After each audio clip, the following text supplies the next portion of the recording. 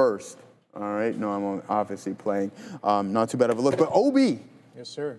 It's 2 o'clock, my brother. All right. It's that time. Are the boys ready? Time flies when you're having fun and you're putting on some trades.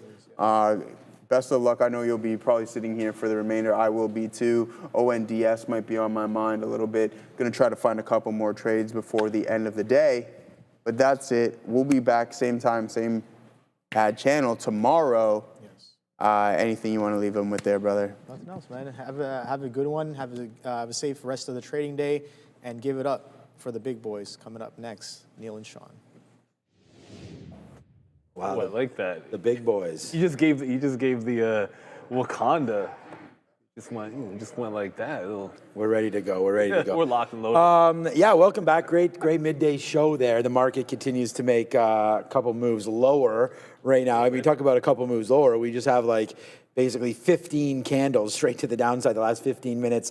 We tried to defend Palantir 177 until eventually we said, nah, let's go short. So we're short. Oh, my position's not showing up. Okay, I will get out of some Google so you guys can see what positions we're in right now. And there it is. So I'm long Google, still from that morning, 322 and change. And then a newest position is short Palantir, now $1.20. But yeah, man, welcome back. We've got our Finance Bros vest on, and so that's going to be a lot of fun. Here, you know how gorgeous, I don't know if you've been outside. It is like, it's like above zero. It's springtime, basically, here right now. It is like, it is gorgeous. I went over to da-da-da-da-da. I got the iced coffee coat for this afternoon. Yeah. So I was like, you know what, I'm not going to wear. My winter jacket is pretty light anyways, but I thought I'd put on the. Brendan's wearing the Finance Bros there, so he motivated me to go throw it on, and it was nice to walk around outside. Yeah. It's a great afternoon. Apparently next week it gets back to normal. It gets to 12 tomorrow. Tomorrow's ridiculous. 12 degrees. It's like 60 degrees. But it kind of gets nasty when all that snow. Yeah, that's why I'm hoping like it melts today, and then we get over it. I'm a fan of when that happens. My son has chess tonight, so that's all that's on the plate. Chess and hockey, and then hockey. We got a new one tonight. What is it? Swimming. Ninja parkour. Oh, good. Oh, that's fun. Yeah, it's. Did she used to do gymnastics or no? Yes. Yes. Okay, so that'll be. She stopped gymnastics. My daughter stopped gymnastics a while back and decided she wanted to do some ninja parkour. It's like it's in a place that does gymnastics on one side and they have this parkour course in the other, which is pretty cool. So I'm all for it. So we'll see. That's gonna be awesome. Like she's always, I don't know, like she's always been interested. Keep her busy, man.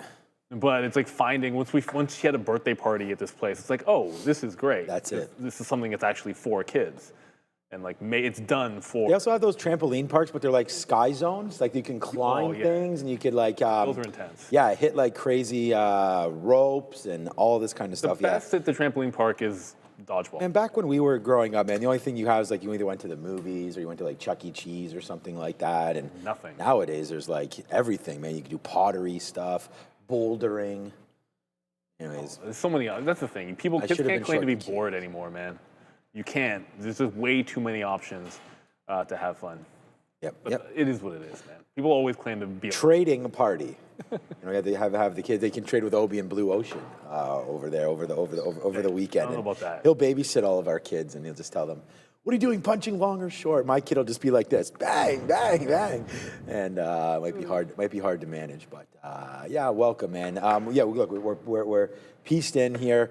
So if there's any sort of news that hits, you guys are going to be in the right spot. Yesterday around this time, we didn't know anything about this whole military story, and then all of a sudden defense contracting and this and that started to go crazy. We still do have CES on board right now. Yesterday's afternoon, you know what I wanted to check out was Caterpillar, because I know yesterday, this is a name that I know you own and I don't, and I want to, okay, it's up today, and I want to buy some of this. I know I've been saying that I want to diversify a little bit and buy the S&P 500, but Caterpillar is diversifying, so if we can get something there. Yesterday I heard Kramer on his show. A big one for him is Procter, and it's just Procter & Gamble's been beat up so much, it has a 3% yield. So I was thinking, like, to get, and I don't want to do it just because Jim Cramer is mentioning it, but this is just one of those other names where you can get diversified a little bit and take a shot or a swing here at Procter & Gamble. I mean, a name that shouldn't really be affected too much by this AI collapse, if that's what happens.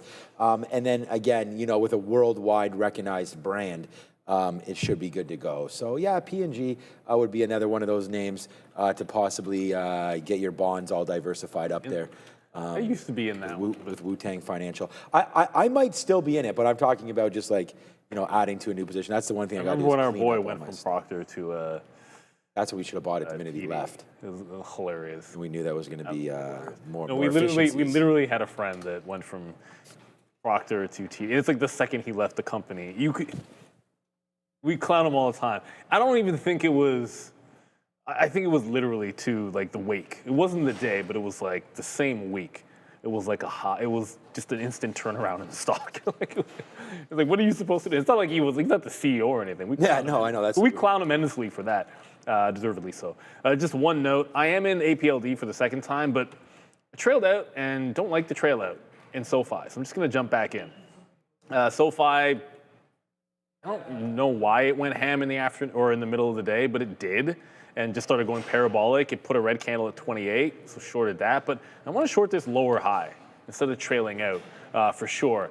Arun Warrior 2004, GV is quite down today. Should you suggest to buy a little bit to add around 620? GV, that's another good name. It's at the 50. Oh my goodness. How long, it's at the 50 already? How long have I been waiting for the 200 period moving average on this stock and completely ignoring the bounces off the 50? It's hard. I love the stock. I own the stock. I sold some like months ago and was like, I'm going to buy back on a dip, and I have not pulled the trigger because I've been waiting for the 200 period moving average retracement. And smart man would get like 20% in here that I want to buy back, and then wait for the rest at the 200 period moving. Yeah, you can't go whatever. I wouldn't argue against it. I'm still waiting at. I am still waiting personally at like 550 something in here at that 200 period moving average. Down 6% today, but sometimes when other people are panicking is when you want to buy. So yeah, good stock. I'm still waiting. Maybe I change my mind this afternoon and do nibble in here on GV. Yeah, GV, another one, but yeah, it's not low. I agree with you. It's already been here. This is where it was 2 weeks ago. So, but great question, and keep those questions coming in. I just see something here in the chat, which is pretty cool too. We just have this new poll. So, why are you here today? So, day trading, swing trading, long term, or options. So, I would have thought that this is probably the way it would have set up. So. Yeah, that's good to know, and thanks Fabian or Andre for building this poll, because I think that's good enough. It gives us an idea of what maybe we should be also talking about here in front of y'all right now. Okay, so let's talk about swing trading here, because the thing is, I mean, this would be day trading, sorry. Let's talk about day trading. Like, look how many positions we have here. Palantir, man, I've traded over 4,000 shares today, so it's not a lot of shares, but it's enough. And it's just like catching this falling knife was just a disaster. And I'm going to be red on this today. But I just wanted to say, like, once we broke the low of the day right there, that's where we tried to go short. Well, not tried. That's when we decided to go short. So it's like, we had the long, and Palantir on here because of the defense contract. I'll turn my hat around. It's not trying to be. So right here, we did have 187 written down, and like that break, and then we had 183 written down. So, I'm still feeling like, and I have a note here about different rules that I should be following on my own notes. And part of them is basically follow your notes and try not to get too caught up in what the market's doing. And I think that that's a good little tip for myself on day trading, and then let it settle down. I never had any markers here about 180, so like me trying to fight this because it was yesterday's close, sure, fine, but I think that that's a lesson to be learned there. I could have waited until we got a little more interesting on this stock and or flipped up the idea behind this and wound up going short earlier once we broke through we wrote down 183 on here. Once that was sort of breached right there, that could have been the short. The fact that I'm just changing that up now, fine, sure, it shows a little bit of like maturity in the strategy, but at the end of the day, we probably should have followed a little bit better there. So I think that in honor of that poll that we have, I think it is important that you follow your initial guidelines when you're day trading, and then have the ability, like we both do, and everybody here does, especially you guys watching, to have a stop order in and possibly flip the other way. Like, we could think, oh my God, this is a huge long day, news hits, stocks fall unexpectedly, and the next thing you know, you're like, shoot, why am I not short? And I just think that today was one of those days for me on Palantir, and we finally wised up a bit, and now we're about in the money, about $1.20. We'll make back about like a third or so of what we lost, so it's not like we're you know, celebrating a huge win here or anything like that, but at least it's a little bit of a flip up. So there's a quick little advice there on day trading, as I can see that that's one of the number ones there. Wow, I mean, Neil always pumps this side of it, but keep putting those symbols in the chat there. Like lots of it. AMD now low of the day. You also like, don't have to all caps, everybody. yeah, it accepts anything. Luis Valencia. That's fine. Don't get me wrong. I'm going to notice it more when you go all caps, but you really don't have to. This morning I said to get into Pepsi at 136.50, and you got out at 137.98. Stock is now at 139. How do you know when to get out? You don't. A win is a win. I think the best you can, look, the best you can ever do is just have a plan of action in mind when you get into the trade. Like I'll just use the example of the stock I happen to be on right here. Okay, so I was really late to this trend break. And so in my mind on APLD, it was like missed it, didn't want to chase. So I finally shorted when it consolidates. I'm thinking, well, if this move I'm playing to here, then when I take the consolidation, I'm playing right back into that same low. Okay, so that was the determination I made. That was the trade I was looking for. I was risking to here to get that. When it goes further, I'm like, oh well, but that wasn't my idea. So you can only go with your plan of action. Then after the fact, you can go back and say, well, is there a reason? Is there a strategy I could have employed that would change that? And maybe after the fact, like look for a different way of either executing, or maybe a reason where I would have jumped, like seen this trend and that consolidation here, and then maybe jump back in the trade in there, and then that way I'm getting that second leg, like I'm trying to do here. There's all kinds of ways you can think about it, but the easy answer, the real answer is, you don't automatically know. You just have to come up with a plan, right? Once you have a plan you can articulate and therefore figure out whether it makes sense or not, then if you can improve on it, great. But you can't improve on just trades that don't have a plan of action. Like if you can't articulate the idea, then you can't evaluate it properly. And if you can't evaluate it, then you can't improve upon it. So you got to start from somewhere, but knowing where to get out, man, like nobody really knows that. We do know where to go to. That's to the desk with Joe for the rundown. Lonely Joe.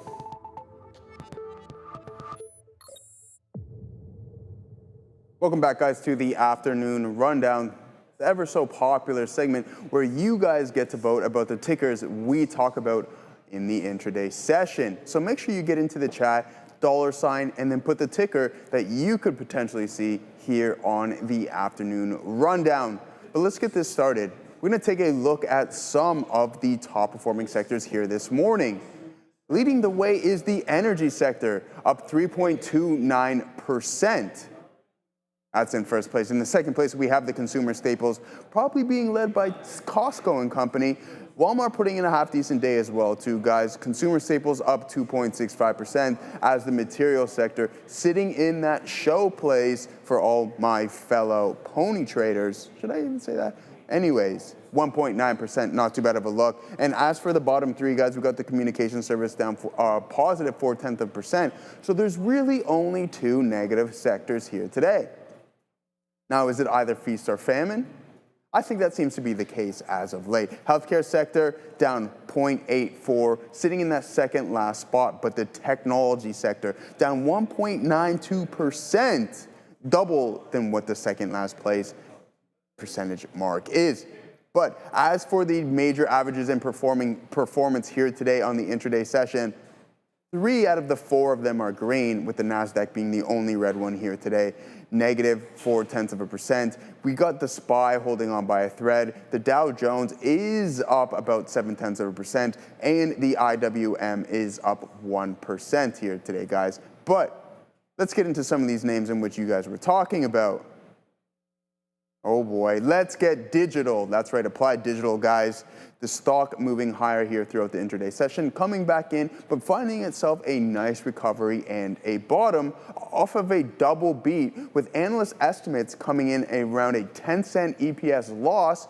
That's coming in flat, and then also a nice beat on revenues as well, too, guys. 126 billion, beating the consensus estimates of 89 5.75 million. Sorry, not billion, millions, guys. I just want to put this up here because just to help everybody out there, thanks Fabian and Andre for this.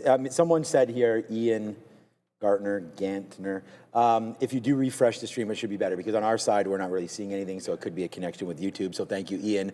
And everybody there in the chat, we have our whole team always, when you guys put, if there's a problem in there, we will definitely be attending that. So thank you so much. My horrible microphone that has... Yeah, that's why I was like, that's why I said to Fabian, like, if it's one of ours, we can get it fixed, but I don't want it to be the stream, you know. So, okay. APLD. We just use the force with it. I haven't... Like, blow on. I'm in the APLD right yeah, now, but strategies I think obviously, okay, so just, I literally was just talking about it, so you probably have an idea of this morning low. I'm now shorting off of that after being on the front end, topping tail wicked, and then I got it on the back end. I'm just looking for a pullback to the morning support at 31.3. However, the real crazy action was whomever was, okay, so manipulating is the only word I can use to describe this kind of a pattern. So just understand that I don't know for a fact that that's what was going on here. Parabolic move up on APLD, which was a very clean breakout trade, and then turned into whatever this nonsense is. You're used to seeing this kind of heartbeat action in a small range, not a $2 range or $2.50 range on a $30 stock. To see it that many times go back and forth. But what I found interesting was once it stopped that behavior, then it turned into, you know, this is, if I, like the biggest fail, I've got red stocks today, but there is no bigger fail than this one. It turns into something different and then does this reversion, and this was all this time to get short. Like that is that's what you want. Like if you're looking for a reversion trade, it's like it does insanity and then changes its behavior. That's exactly what you're looking for. But I missed that one on APLD. On the higher time frame, hey, this looks really good. Ultimately, you're back above the 50, a little bit of trouble with the 35 zone, lots of sell action in here. So you would love to see it close above 33. Ooh, maybe I won't want to see it close above 33, but you'd love to see it close above 33. Good start for it today. Maybe let it calm down and hold that 50 period for a bit before taking on this 35. Just seems like it's on the back end of things. But who knows, like maybe it busts through here and gets to VWAP and then I'll be out of the trade. Yo, Commodity King, man, you know, go off, King. Like this is, okay, up 6%, 5.5% here, Occidental. So I have to find out what the story is with this one there as we are off to the races with Occidental. Let me check out, okay, so Valero 191, we really like Valero there. That's got going, wow, that got going as well. I don't know, Joe, did you guys look at these on the midday? Because like there's a lot of this right here. I don't know if it's the same thing for CVX. Yeah. So, okay. Up 3%. I have missed a story here, but there's JP Morgan. Look at XOM. Program buy. Yeah, that's what I was going to say. Not just, that's why I wanted to look over, just to see if it was Occidental or not. But thank you so much, Commodity King. As, yeah, man, we just get right there to the upside. Wow. Here we go again. It's oil time. There's an analyst note on Valero. Valero, I just saw that JP Morgan. Yeah, but that's just now. Nothing else. Yeah, so anyways, wow. There Piper Sandler this morning with an overweight. I mean, I already said that it'd be hard to find somebody here on CVX to, if you bought on Monday, like I know a lot of you were rushing to do that. I thought that was going to be a little bit of a problem up there, but maybe down here it's more appropriate, right? I mean, this is basically, it just got bought. Maybe this is the thing, at least when I'm looking at CVX. It looks like it got bought up from its breaking point, right? So there's you know, pre-Venezuela, and here's post-Venezuela, and here's 4 days post-Venezuela, so we buy it up as if that didn't even happen. So that would make sense. You know, I don't think that Chevron would go lower on the fact, or any oil company really. I mean, I think this is a good opportunity here, especially for United States based companies to take advantage of you know, the 30 to 50 million barrels that Trump is throwing back into the market. And don't worry though, everybody, Donald Trump is going to take care of all that money for everybody. So that should be a good boon for the US economy. But all right, that's that. So APLD, victim number one. Give us another one, Joseph. Oh, no, victim number two is going to be Ondas, guys, to present at the 28th Annual Needham Growth Conference on January 14th. Being a leader providing of autonomous aerial and ground robotic intelligence through its Ondas Autonomous Systems, OAS, This name is up a staggering 200% from its November lows. What do you guys think about ONDS, guys? This thing is a rocket ship. How many, like it was a penny stock just going back to May. You gotta be kidding me. Like that's, and then what was it, 2 days ago? No, check, like 3 days ago when it broke out that high. Check it out. I think we were talking about it. And you know what? Here, sometimes we talk about consolidations being boring. Remember, when you do this, like 1, 2, 3, 4 up days, break out some fresh high, and then just consolidation for 2 days. That's not bad. Like, that's good. Like, hold the higher, look at it on the last up day, it holds that support at exactly $12. Oh man, that's a great structure in a stock. And then now it's going breakout again. So maybe you get a little more sideways action before the next available break. I don't know, but this thing is an absolute rocket ship, and all that social media talk is definitely going to be good. I'll go back to APLD because someone's like, yeah, they want it to go back up. It got 32 quarter to 32, and then broke back out. So I'm jumping out of it. It did not follow through. I think wait till 33 or wait till VWAP for the next opportunity. But that ONDS, you know what? This is. This guy Obi comes back with his iPad, food. and I do not have this sucker on my iPad. And I don't understand why I wasn't looking at this. We've been talking about it for a couple of days in a row. I swear I had it on my iPad 2 days ago, so at least I would go over it in the morning. But there is not much of a reason not to. So I like this. It's trying to break through VWAP. Might be a nice little pullback into 14 and look for an afternoon move. This stock is an absolute rocket ship. Technically, it looks good. The volume is fantastic. It's done over 100 million. So why does I had to throw? because I had to throw the tilapia out back on again, Andre. I need to show that. Show one more time there, Obi. I just want this is the chicken. Look at this man. This man's got chicken. He's got the lettuce. He's got the salad, the rice, the veggies. That looks so good. The problem is that he reheats it. So he comes in here, sits down, and then all you smell is like whatever. And I'm just like, oh, damn. But that's also like, good for you, Obi. Catered chicken, and then you reheat it in the microwave. That I wouldn't be the biggest fan of. Yeah, I'm not. Okay. Is that mic working yet there? Pardon me? No. I think that's just to remind us not to try to use it because it doesn't work. The last time I tried to use it was when Mark came, and I handed the mic to him, and he's just talking. It's like, oh, yeah, FYI, no microphone. Okay, let's go back over to, I know, now you can't focus on trading. I know, me neither.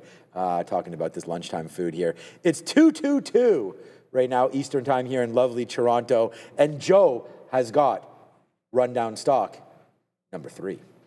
Number 3 it is. And I was telling Mr. Katina, man, that this might be my lottery play for our yearly picks. Yes, that's correct. It is going to be Richtech Robotics, guys. A lot of options activity here. On the earnings is February 13th, but these January 9th $4 calls, we got to sweep across the board. So just trying to grab as many as we possibly can there on Richtech Robotics. Open interest still relatively high. We were talking about this not too long ago, around 23,920. But looking into Richtech Robotics short float, which I think is really important to see if we're going to find somewhat of a squeeze in this name. And in the corner of my eye, I'm watching APLD continuously climb a little bit higher.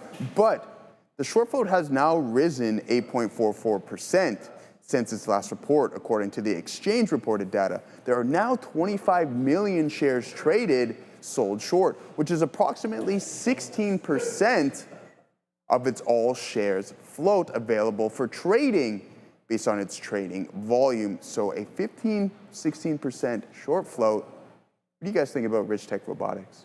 I'm thinking Randy needs to go over there. That's Fabian right above Neil's head right there. I just don't want him to go boom over here. Fabian knows what he's doing though. Is insurance paid up over here? But there we go. Thank you. There he is. Hey, what's up, Fabian? All right. So, it was Richtech Robotics. You know what kills me about this is, we were going to do 3 or 5 picks. I literally have my 3 picks on my iPad. And the frustrating thing about it is this is one of them, serve. And it's like, okay, well, that's a little bit far gone. Like, do I switch it up because it's gone 50% since the beginning of the year? But hey, you know what? If you want a name in the space that is doing a very similar move where it's only starting to go, well, then there's Richtech Robotics. there for you. Maybe it's not going to break $4 today. I don't know. I mean, it's having a very good day today. The volume's at 27 million. It's not incredible volume or doing something completely, like it's still barely breaking out of the range from this prior high here at 390. But yeah, it's a little surprising to me that this one gets on the list over a few other things that are moving more, like Bloom or I don't know, maybe like SoFi. But it's a fantastic day, no questions asked. So I'm actually considering it. I don't like moving from one pick to another, but there's a nice potential secondary play here on the daily chart. Today, it's already gone to the top, and now you're sort of sitting in this 390 to 4 potential chop. And then 4 is going to be a big psychological level, but it's the daily chart that looks much better. Like I would say Richtech looks much, much more enticing from a swing off the 50 period than it does for a day trade this afternoon. So sometimes people have different time frame looks. Mine would be, yeah, look at this one on the higher time frame. It looks much better than it does today. Yeah, I was just going to look here, 31 million shares short and 20% short float, and boom goes the dynamite there for Richtech. I was going to look at the PE, but of course it doesn't have one, so we'll wait to see if and when it reports. And then we look up here, and Richtech Robotic, I don't know if you know this over there, Joe, but they are reporting in 12 days. So we are getting into earnings season again, and Richtech Robotics is going to say, hold my beer, and if they can somehow turn profitable, then we get ready for Richtech Robotics. This is what the calendar looks like right here. Unconfirmed, but EPS looking -3, -3, -3. So we'll see if it can get going. They just started on, reporting back on February of 24. So we're going for a year, 2 years now, their next report. So we'll just figure it out. -2, -4, so they just got to turn these minuses into pluses, and then it'll start getting added to different indexes and whatnot. So Richtech Robotics, great play there, up 15.5% today. And honestly, man, looking pretty strong. And yeah, good couple picks in the robotics space. I mean, space, robotics, and wow, like this Occidental and some of these, like I'm still short Palantir. They're going nuts right now. Palantir right now is $1.80 in the money. We're $4 in the money on Google, but that's an early trade, and we're $1.80 in the money on Palantir, and that was put on at 130. So like that's a relatively recent trade for myself there. A couple ins and a bunch of outs as we get lower. My next bid is 175.55. All right, Joe, good pick there with Richtech, and let's go figure out what number 4 is on the rundown. It's going to be Netflix, guys. A lot going on with this name still, so we're going to talk a little bit about it. Warner Brothers chairman defending the Netflix deal, stating it's still superior over the Paramount deal, and despite Larry Ellison's guarantee that he's going to increase his bid, that has yet to happen. So the mass media conglomerate Warner Brothers Discoveries Inc.'s chairman Samuel DePisa reaffirmed the company's commitment to its merger agreement with Netflix, brushing aside recent offers from Paramount Skydance. Despite Larry Ellison's, once again, his promise to do so, he has yet to do it. Now still down 32% off of its previous all-time high. What do you guys think about Netflix? The first thing is, and I'm not doing this to shout out this person's site, but like if you are a person that is really interested for whatever reason in this deal and buyouts, why is it here twice? Kind of weird. Then this website, literally free. Alpha Rank, which when I'm looking at buyouts or looking for information on, this is kind of a good place to go. If you want to look at what the terms are in the deal, it'll tell you exactly the entire complicated setup for the shares and cash that you can get in the Netflix offer.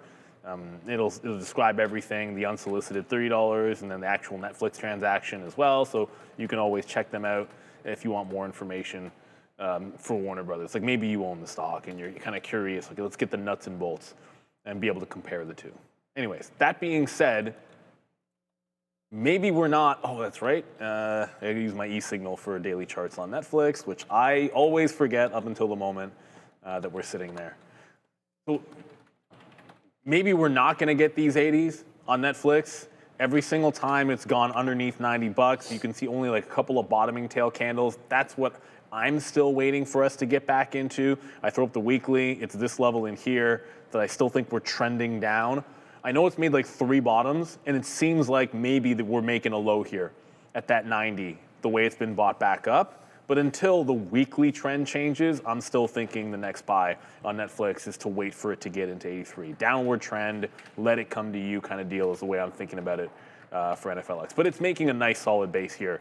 This is what it looks like for the last 3 days. Nice solid base at the $90 level. So for now, it looks like you can trade off the 90, but I'm still waiting for the 80s.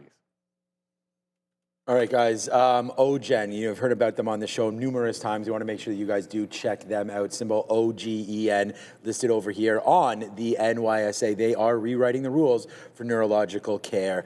They're looking to develop the first FDA-approved treatment for concussions. You could book a meeting. You could scan the QR code that shows up on our screen or check the link in description to find out more information about OGen. Very important segment there with the concussion market looking to reach over $9 billion this year. They're looking to solve some of these problems with its first intranasal application for brain health and concussion protocol. So we've even had Pat LaFontaine on here, and it just explained, how important, that I mean, obviously it's your brain, but it's just more about the fact that, it can happen to anybody at any time. So if you've had a concussion or know somebody that has, definitely give OGen a talk. We want to thank them for sponsoring our show, and what a great partnership that has been.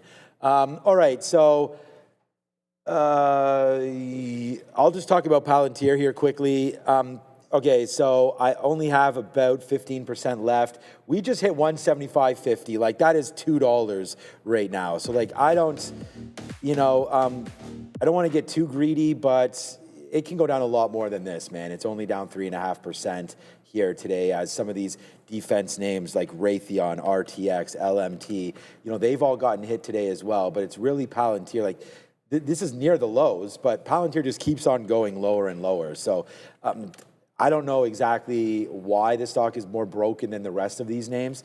They all shot up, prematurely a little bit on some of that $1.5 trillion military spend and defense spend that Trump had mentioned there after hours yesterday. But if you check the Palantir chart, and I don't know if Palantir is going to get, obviously it'll get talked about when we're done, but that move yesterday, like, it only went down to here. That's why that 180 to 183 area that we were talking about was so important. And now you're bleeding lower, right? I mean, and what I mean by you can get a lot lower, that's just where we were yesterday. So, as we zoom out on Palantir, there is an opportunity to, basically free range down here to 170. I mean, that tick up right there was 166. So not that that's happening today, but there really is no support levels. So what I'm doing is just trying to get out basically every 25, 30 cents, get out at 10% here, 10% there. And that's just something that we've been doing here on Palantir. So, okay. As long as that was something that dropped and not your physical body. Okay, let's go over to Joe for number 5, and then Joe can go have some of his tilapia or chicken or whatever he's having. We don't got the tilapia, Katina, man. We got that grilled chicken today.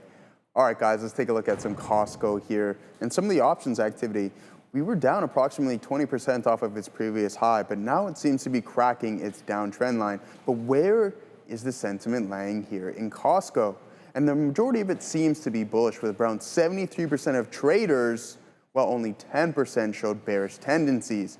But the value between the puts and the calls, there's a big variance there, $136,893 to the put side, while 26 were calls valued at around $2,234,000. So that's a substantial move. And in the coming months, the options market potentially placing in a move to $1,000 in Costco. A nice bounce off of the lows, breaking the trend line. But I think the question lies in, is the battle with the Trump administration going to continue to weigh this name down, or are we going to start to recover? What do you think, guys?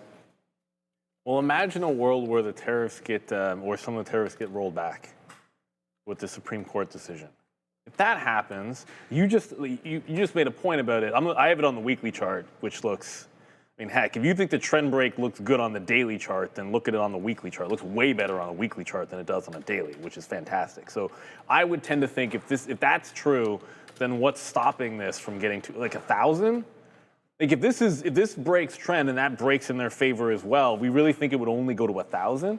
That looks even better than that. But that would be, like that's the piece of news that I think you're hoping for. And then if it doesn't, then you look for the more shallow bounce. on Costco. It's been a while. Like everyone's been complaining about. It's like, oh man, look at this versus Walmart, and obviously tariffs have been a bit of the story for sure. And yeah, it looks like it's distinctly different above the 50 on the daily. I mean, no one really day trades this. You're probably going to play it with options because it's so expensive. Why don't they split? But yeah, no complaints there. I think you're looking forward to that Supreme Court decision for the next catalyst. And if they get it in their favor, I'd shoot for more than 1,000 on, I almost said Walmart, Costco. Yeah, I mean, there was some buy the dip opportunities there in Costco. We've talked about that a few times here on the show, and it just, you had to stand in the way of it. And I was saying, remember yesterday, I was saying switch out of Walmart and get into Costco just because of the way the divergence has happened. But for me, my retail play, of course, has been Target. And yeah, we're on target with that one. That's been an absolute monster of a trade. So Target breaking out right now, back there to the upside of 110 again. So watch out right there.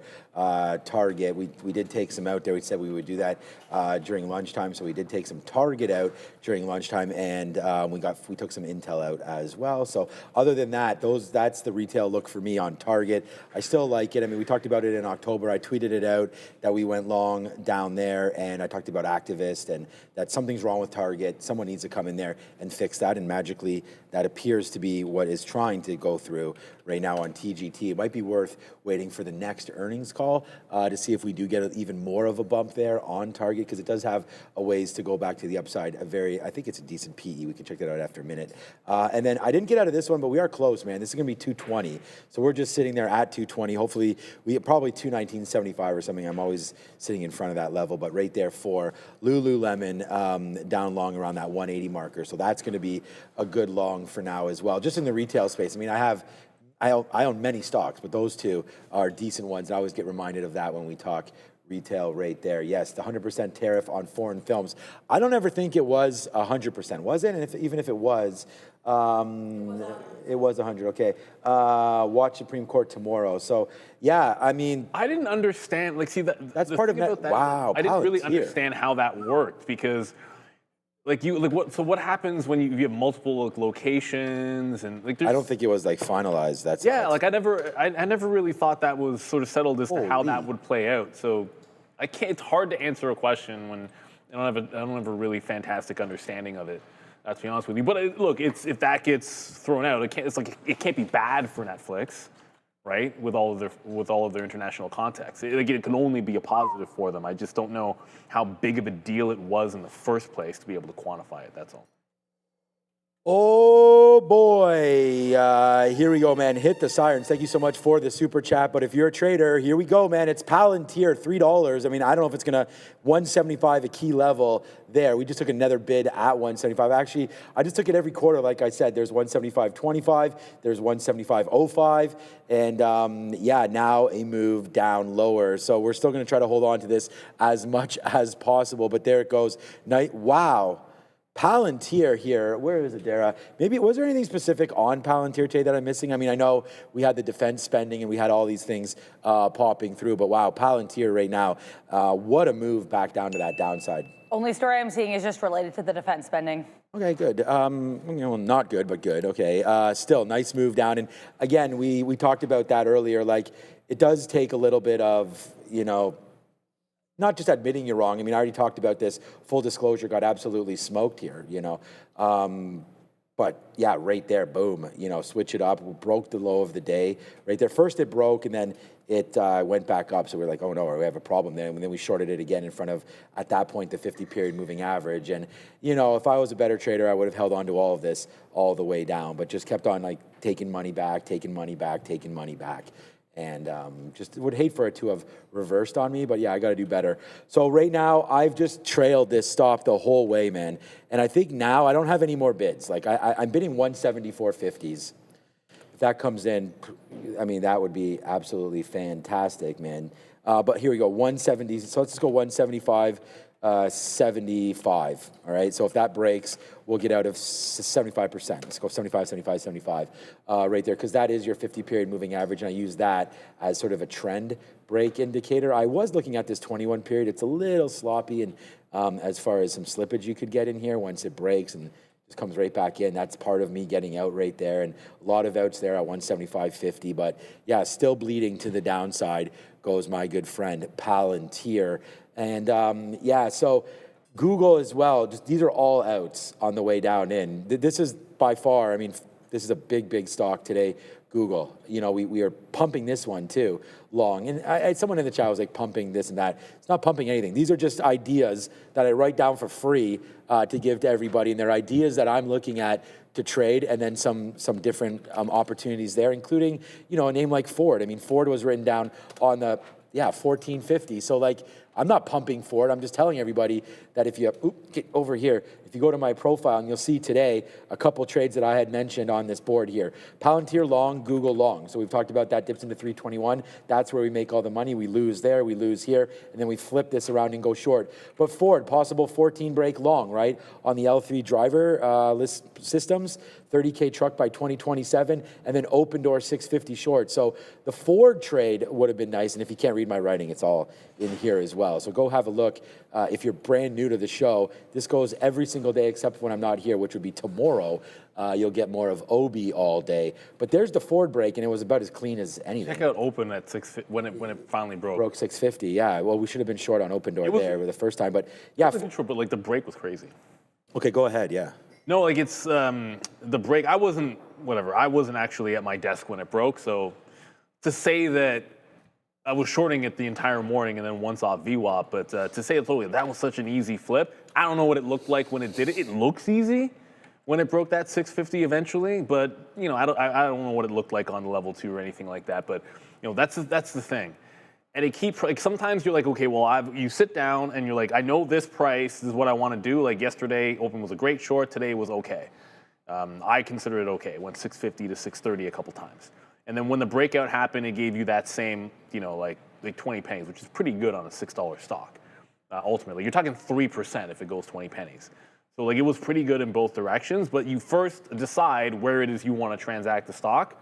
Then you pick a direction, or maybe you do the I want to go short first, then you pick the place. But once it's a key price area, you should be open-minded about what you want to do at that price. I'll give another example. Like I liked Intel for a breakout trade, and when it didn't work as a breakout, I wanted to wait till it retested down here from yesterday. That's 41.7, and when it did, I tried a long at that price for like a VWAP retracement trade, and then when it filled in the rest of the gap, waited for it to fill in this gap. Like I was favoring the long, so I waited for it to get to the long execution prices. Filled in this gap here, took the long, that worked better, so it was 1 for 3, but I'm actually looking short now on Intel because this long didn't follow through, and it held underneath that one. So I'm still waiting from actually 2 o'clock, which it doesn't look like it wants to get there, but I can be patient. If we end up just breaking down, you know, I like my key prices to try the long, but eventually those same price areas tell me that I want to be in the other direction. We just had a super chat, which I don't know if we threw up there. I'm going to guess we didn't because I don't remember. And that's from Adam James Abroad. Abroad where, Adam? Let us know. Most big names been downward since opening candles. Yeah, I think that's, I mean, not all of them. Look at the Nasdaq. I mean, look, the Nasdaq is trending down. So like, when the first candle on the Nasdaq looks like this on a 15-minute, then that's going to probably be true. But there are a few exceptions. First one off the top of my head is Tesla, which, by the way, is number 2 on the stock visualizer. And it's very close, at least from what I don't know. Maybe I'm wrong. Maybe I didn't refresh this, but APLD is 1, Tesla in here, very popular. And maybe it's because it resisted that crazy down move that you just saw in the Nasdaq. This is looking very relatively strong. I mean, it's up less than 1%, so I don't want to get everyone thinking that Tesla is the greatest stock in the world. If you pull up a 15-minute chart, the thing about, like, this will be the second up day. Knock on wood, there's still over an hour left. This will be the second up day in like 11 or 12 trading days for Tesla, and it still couldn't break out this prior day. So I'm still on the hunt for this 440 breakout.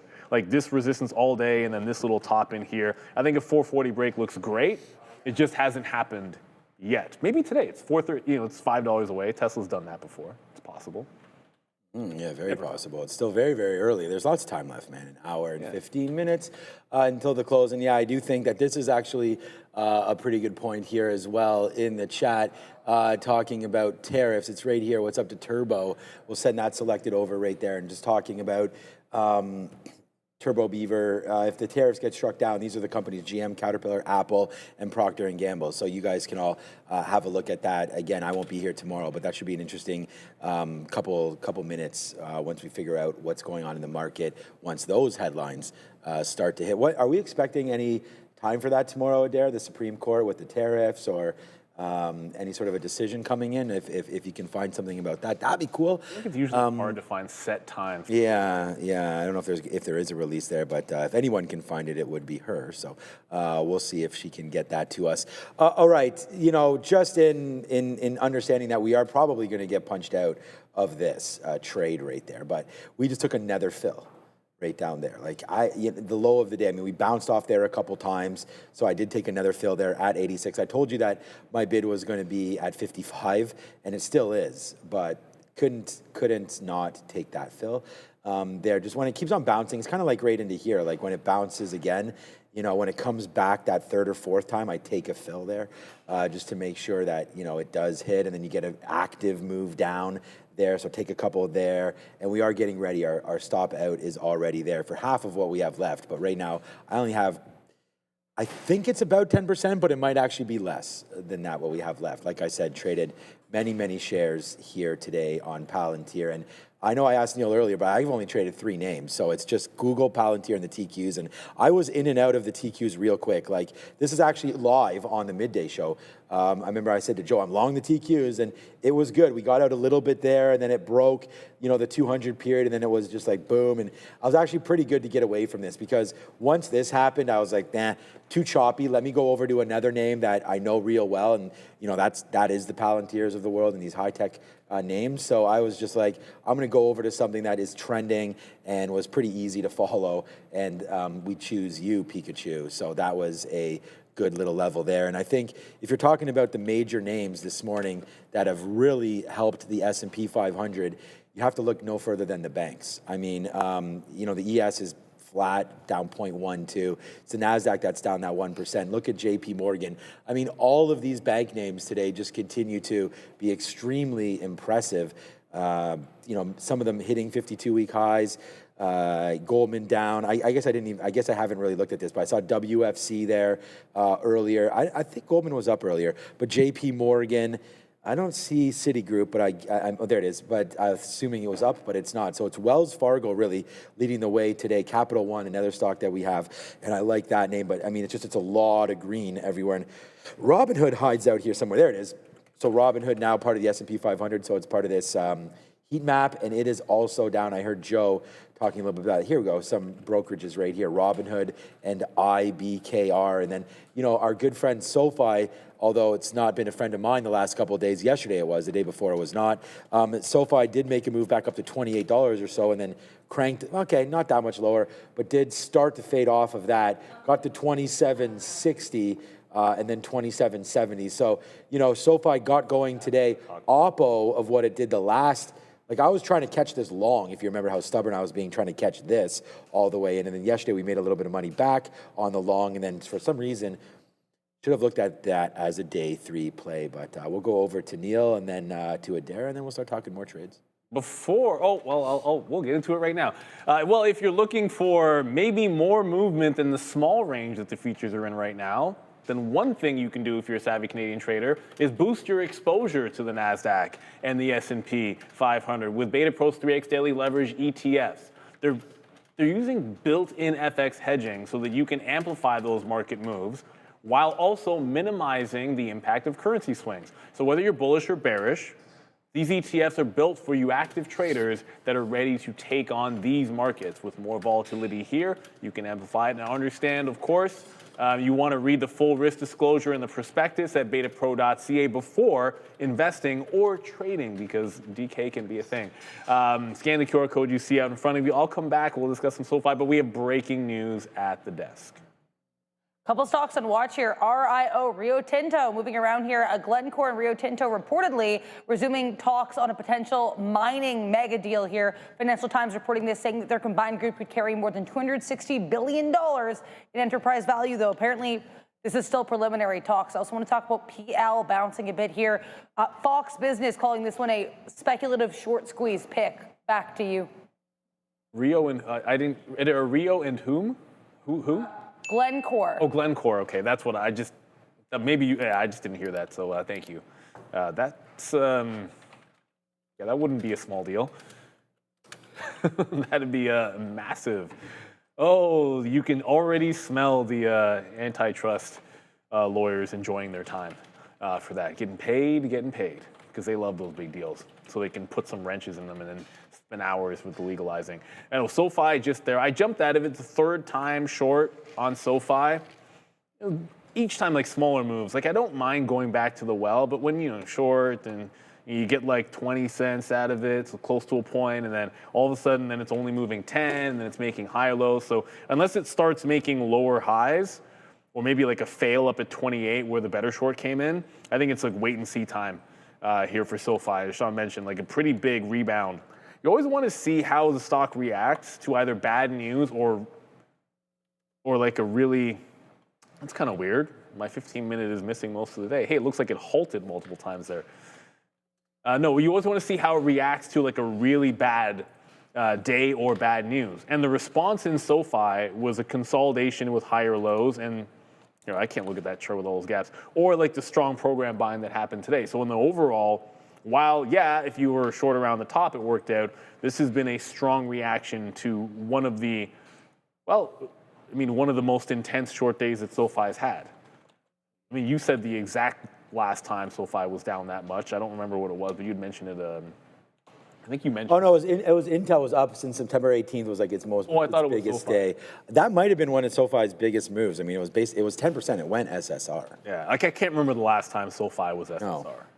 But Probably on speaking of Intel, so that came right back into when I was long. The top ended up being right around here, which was the 41.25 to 41.4 zone. So this is where I wanted to wait to be in the short side of it. Disco just asked, is it a stock to avoid? I've never owned PayPal. I haven't used PayPal in forever, and I find it like I'm probably the wrong person to look for reasons to be long that stock. Yeah, I can't get myself behind like what it is that PayPal is going to do to differentiate themselves and get off the lows. Technically, it looks like a fantastic bottom. Fundamentally, I can't get with the story. But technically, like this is a great level if you maybe catch a trend break and then like scalp something or swing it. But yeah, PayPal's just not. That one's not for me. Adara again news. Yeah, just keep an eye here on ACHR, that's Archer Aviation. NVIDIA Robotics account just now posting that they are excited about Archer's plan to, quote, integrate NVIDIA IGX Thor at their Hawthorne Airport facility. So yeah, I guess NVIDIA Robotics just giving ACHR the nod here. Back to you. Look, partnership with NVIDIA, we talked about the Thor partnership, ACHR, like that is choppy.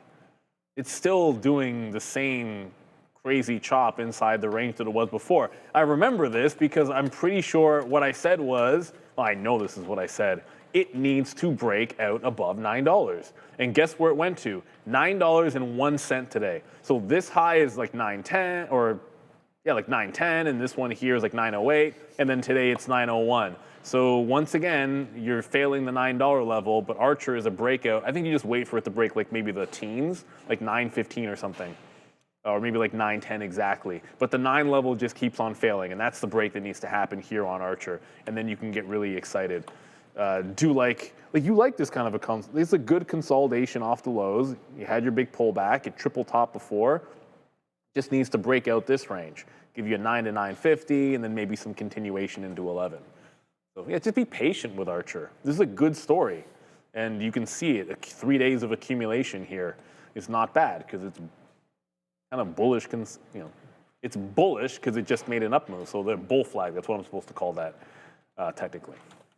All right, we haven't hit this in a minute, but we're going to do the money storm here because I'm going to go over who's making money, it's called. And this is who's making money here at Real Trading. So this is a compare your profits page that we have. And this just gives us an idea of what I just said. Who's making money over here right now at Real Trading? And we have over 60 live markets, including in Blue Ocean's not on here at all, including Blue Ocean, including Moon, including pretty much, how about this? Every single market, capital market that you could think of, I would say, is available here at Real Trading, and soon to be options. And of course, that's a derivative. So that's not on here. No options trading on here at all. These are all straight equities, and a lot of trading happening. Market on open orders, market on closed orders. Get down, Palantir. Oh boy, right there today. We'll see, who's on this list tomorrow. But Canada, 17,000. So we say, oh, Canada for that one. And so despite being a little bit of a lame market, someone's figured something out over there. Nasdaq, 6,700. There's another big trader in Canada, $6,600. And again, we have over, 400 to 500 live traders in the company. I'll try to confirm that number for you guys in a second. Amex, Nasdaq, New York, they're leading midway there. Amex, so it's all the same. And then here we go. This is kind of the other countries that we're talking about. We'll always hit Canada, of course, but there it is for Australia. We're in the Australian market as well, and then Hong Kong. And someone was over there getting hair transplants and decided to trade the Turkish market. Remember, you can also be involved in these markets. This is not the location of the trader. These are the markets. Yeah, you can trade it from any. That people are trading. What was crazy? Like I remember the Greek credit crisis years back. Like if you pulled that up during the Greek credit crisis, everyone was making money in Europe. When Turkey was going ham for a few days, everyone was making money in those markets. It's all about opportunity. Like Toronto has been consistently profitable for lots of traders. It's just a matter of finding opportunities out there. That's one of the best things about Real Trading is that you can find edge in places where you might not think, because in the reality in trading is a lot of the money from, especially day trading, a lot of money comes from places that you might not normally think. Like it's not always about figuring out whether Tesla's gonna go up or down. There's other ways. We talked about this in the lesson of the day, like penny stock trading. As long as you get a check, man, like that's what you should be concerned about. Like when I was a penny stock trader, I don't think anybody really takes you all that seriously. That's just the reality. Like it's one of those things. Like no one wants to say they're a penny stock trader, but if you're getting paid, it shouldn't really matter. And the same thing trading Turkey or Blue Ocean has been fantastic. I know Obi trades that. Maybe not my cup of tea. And then eventually we're going to 23.5 trading. So those who've been trading Blue Ocean have maybe gotten themselves a step ahead. Although when we were talking about it last year, it does seem that's somewhat going to be not as imminent this year as we thought. Like it might be delayed a bit. Big changes in the market take time. That's the reality. Yeah, I'm not one of those guys that has figured anything out. Basically, what you see is what you get. Like my P&L is basically all, like I used to trade a little bit of pink sheets. My P&L is all what you guys see here. So that's why, like I'll tell you if I'm having a huge day or a bad day, you can clearly see it right into here right now. But that's the point of prop trading, man, is there's so many different things you can get, man. We have over like 150 order types. Like there's so midpoints, dark pools, everything. So there's a lot there. Yeah, trading is hard, just acquire a country. I like that, Jason, in the chat. So, all right, man. And we said 174.50. Money. There it is. Just keeps on going to the downside right there. There goes Palantir, man. Huge downside play there for PLTR. So just gone right now is Palantir.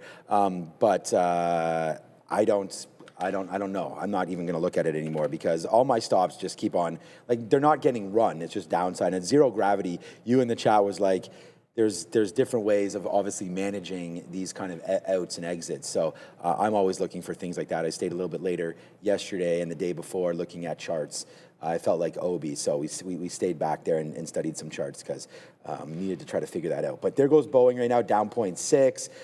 You know, a name that did benefit a little bit from that government talk here today earlier, but it doesn't seem like it really wants to do too much right here around these levels for Boeing. So yeah, just maybe calm down. Maybe we did find a bottom, and if you're going to look for a potential rebound, this is a play right now. You could go long. I mean, I would stamp sort of the long in Boeing. I mean, 227. You broke through the 50-period moving average right now. That's the, I should look at that. That's what I'm looking at for Palantir in order to get out. So there's the move down. You're short from 229.50 all the way down, and there's where it finally breaks. So 229.50 out at 226.50 for $3, and I'm doing that for Palantir as well. So 177.75 was our last out there. So I'm going to put that right now at whatever this is. This is the 50-period moving average on a 1-minute chart. Let's go to 175. I mean, it's not going to come anytime soon, I don't think, but 175. Should I just go 25? I mean, by the time I look at this again, let's just go 26s. We'll get out of 75% in case it does rip to that level. But here we go, man. $3 in the money here, $3 in the money on Google. And really like, IoT. Who just asked me that? A guy from work. I like IoT. And waiting to get into some more of this. So yeah, okay. So this is near the low right now so we bought this stock into here, and then it did this. And, you know, like always, we don't have this out. We do have some outs in here at $44, but yeah, dropping right back in. So I bought SMR a little prematurely on their move. But yeah, this is a good little look here too for IoT. So I think that there's an opportunity to buy some more there. I do like Samsara there. Internet of Things, I like that. I like Big Bear AI. Potentially one of these names could be on our list, which we're doing on Monday. So join us Monday right now. So however many hours away that is from now, this is when on Monday we're going to be going over our three, not necessarily top plays, but 3 plays that we like heading into the new year. Obviously, the new year will be a week old by then, but still okay. Who knows what's going to happen? Well, the funny thing is, someone in the chat was like, Neil, make this one of your picks. I'm like, huh? How is the stock that someone just told me that I've never even looked at going to be like one of my picks? I have legitimately had my 3 names written on my iPad since the middle of December, and I'm not like I did have like there's a couple of other ones that I was like, if we can do like 5 or 6, there's a couple that look really interesting. Yeah. In the meantime, but we've settled on 3, so we're going to go with that. But you know what? Here's the fun thing about it: like we can always go over. Be like, these are the 3 picks, but I like this too, and this is the reason why, and all that fun stuff. There was a question as you were showing the execution. Someone asked whether we're trading with real trading. Yes, it was. You saw that question up there. Yes, we are absolutely trading with real trading. That is the prop firm that we are trading with on the P8 platform. So the platform is P8 with real trading. It's proprietary. You're not going to find that platform anywhere else. Like if you're not using this trading platform unless you are with real trading, and that's as Sean was showing in tip. That's where all those traders and I think you said 400 or 500 traders, whatever that might be, in all kinds of locations outside of just Barcelona today. Just not the U.S. We had Luis from Barcelona. We saw some traders on his floor, which is fantastic, which is great, and you saw them in Barcelona, and they are trading small cap U.S. stocks. Right? I don't know if they've ever traded European stocks at Luis' office. I'm sure they have. Oh yeah, they probably. I just don't know. We see him every single time he comes on. They're looking at U.S. stocks. I know there was, I forget his name. It doesn't really matter. You know the guy I'm thinking about, begins with a P. Where they did trade. He was one of the oldest offices from Europe, and they traded primarily U.S. as well. That guy was a joker on the conference calls. But anyways, that's neither here nor there. Diet soda. Here, spoiler alert, Neil's 3, Walmart, Google, and Microsoft, absolutely not. None of those 3. I own a lot of 2 of them, and probably some from back in the day in that one, and I absolutely love Walmart. Walmart was really close to being being a pick last year. I've already bought Walmart. I love them, but absolutely not. That is, like, none of those are my picks, for sure. On the rail, can you look at Meta? Seems to be getting stuck at 644-ish. Sure we can. We can always look at Meta. Why is my scale? Oh, this wick. Okay, let me zoom in here. There you go. Oh yeah, big time barcode from about 644, right in the middle of that range. Is anything going on in the? Yep. You pull up the daily chart and wonder why it's getting stuck at this price. There's the 50-period moving average. I think the last time, every time we look at Meta, I keep saying, there's your 200, there's your 50. Wake me up when it's trading outside, either above the 200 or breaking down underneath the 50. So downward sloping 50 period, so you're getting lower lows, and then you're kind of stuck with the resistance at the 200 period moving average on the daily here in Meta, but it's going the wrong direction in this consolidation. So it seems like you're going to find resistance. It's trying to get back above the 50 and struggling to do so.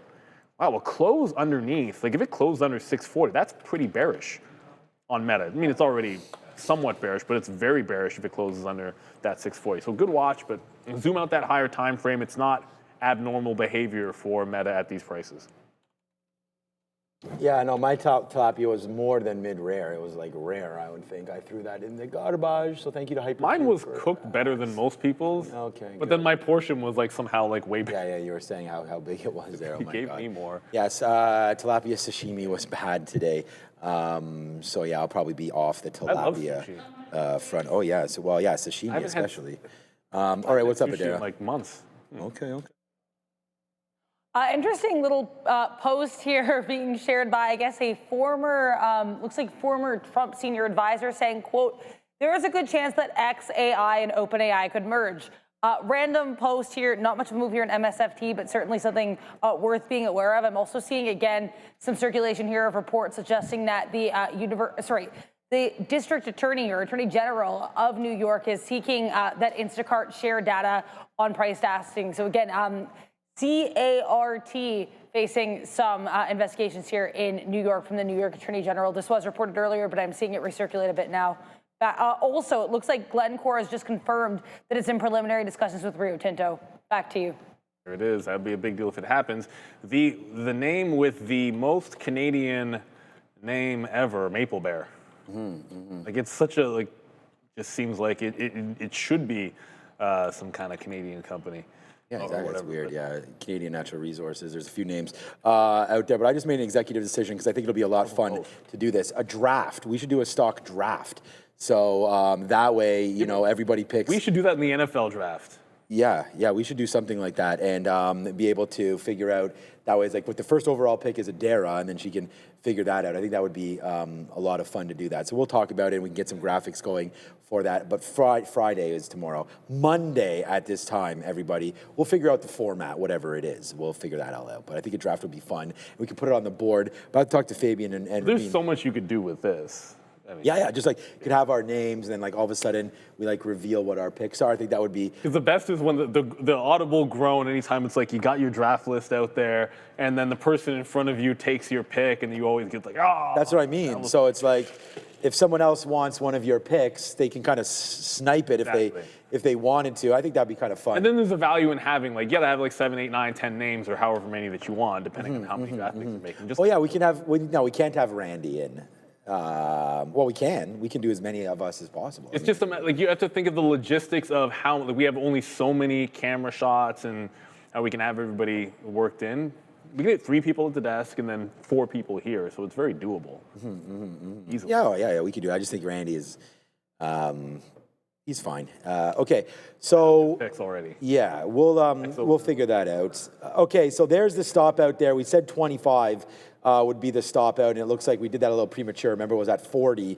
So whether or not we should have actually got stopped out of 75% of our position or not, we did right there. So that basically concludes the play, and we actually wind up making back about 30, let's say a third of what we lost on Palantir earlier.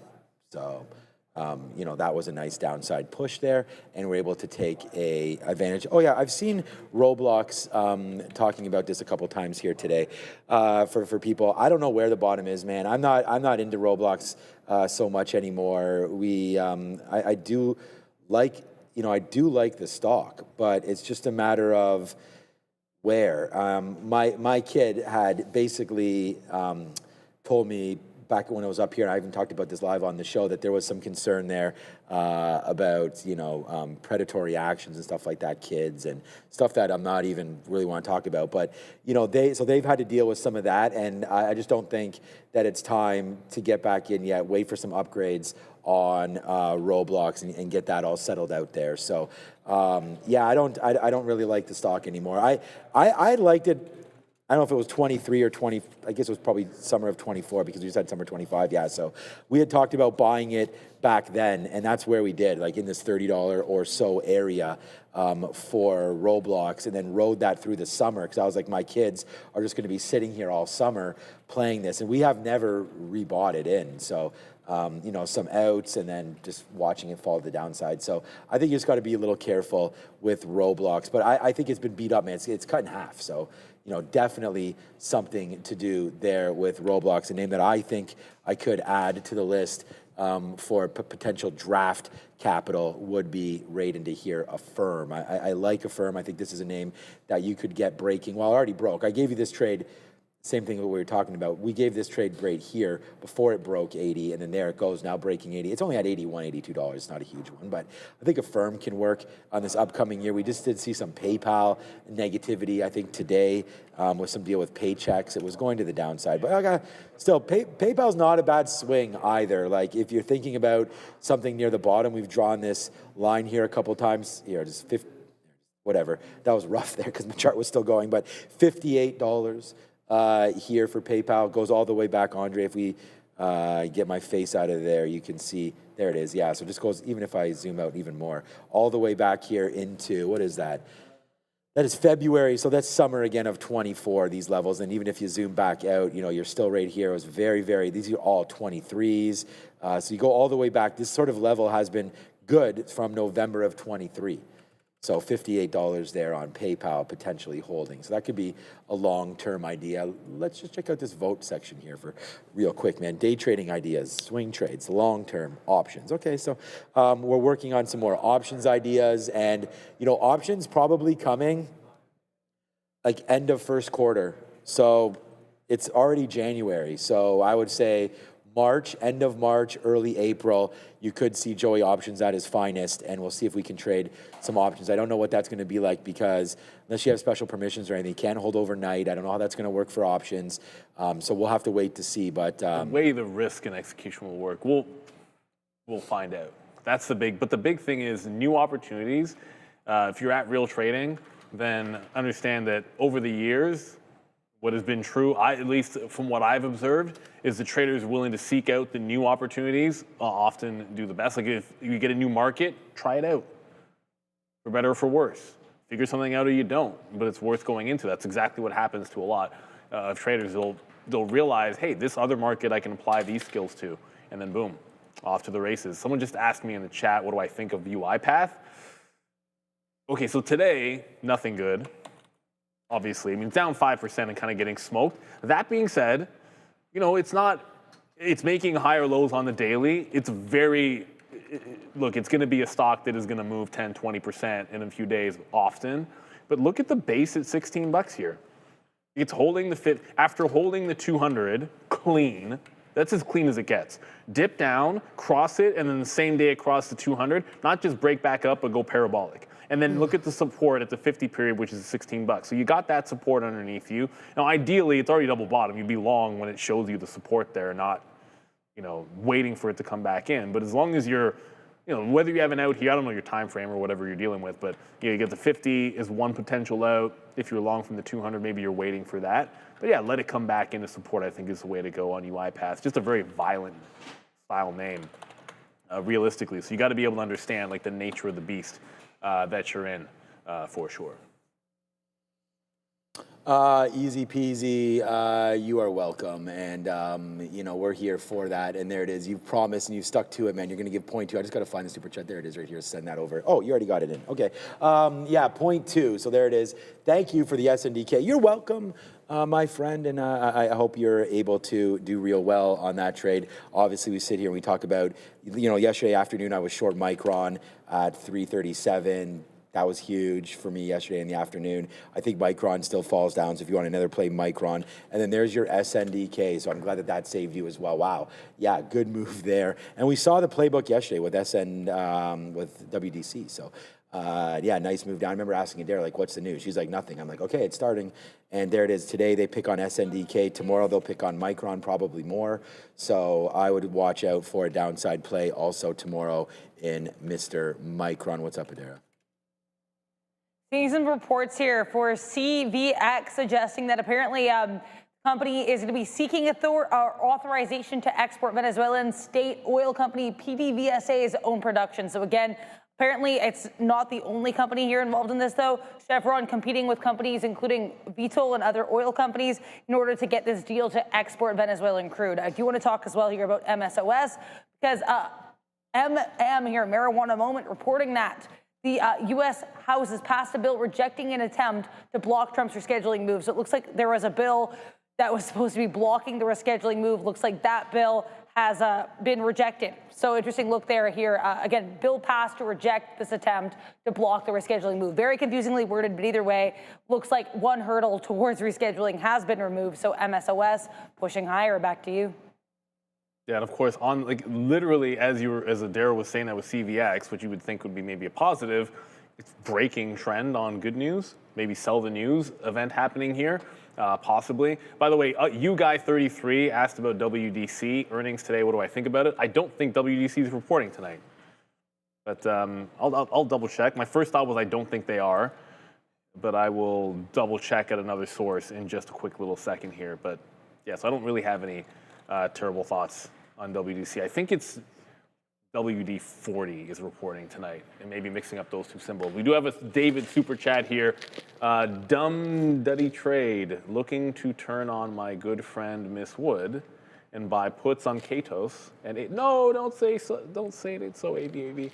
For a slight pullback, you can day trade options just fine. You swing trade though. Look, you would have heard me this morning say, I believe. So I rang a little bit of the register. I said that this morning on AVAV. It was a 200 period bounce, and it already went like 30% in like 1 week.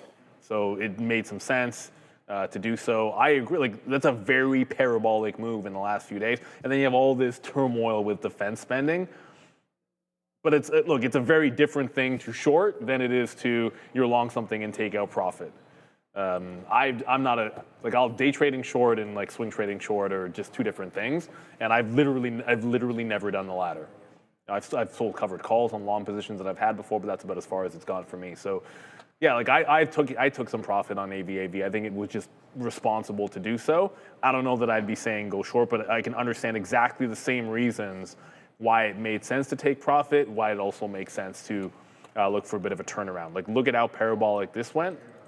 And then you get a top, lower high. It looks like it's going to close, rejecting this prior day level here at about 350, although that could change. So I see what you're getting at. I still like this theme a lot. And like to me, this will be a dip buy if it gets anywhere back into like the 50. I mean, the 200 for sure, but possibly the 50 in the shorter term here on AVAV. And then Katos, you're talking about you just everything I said about this, you're just looking at another defense name here. So I would just echo the exact same point, right? Like it made the move at the same time technically and went to a local high, ring the register.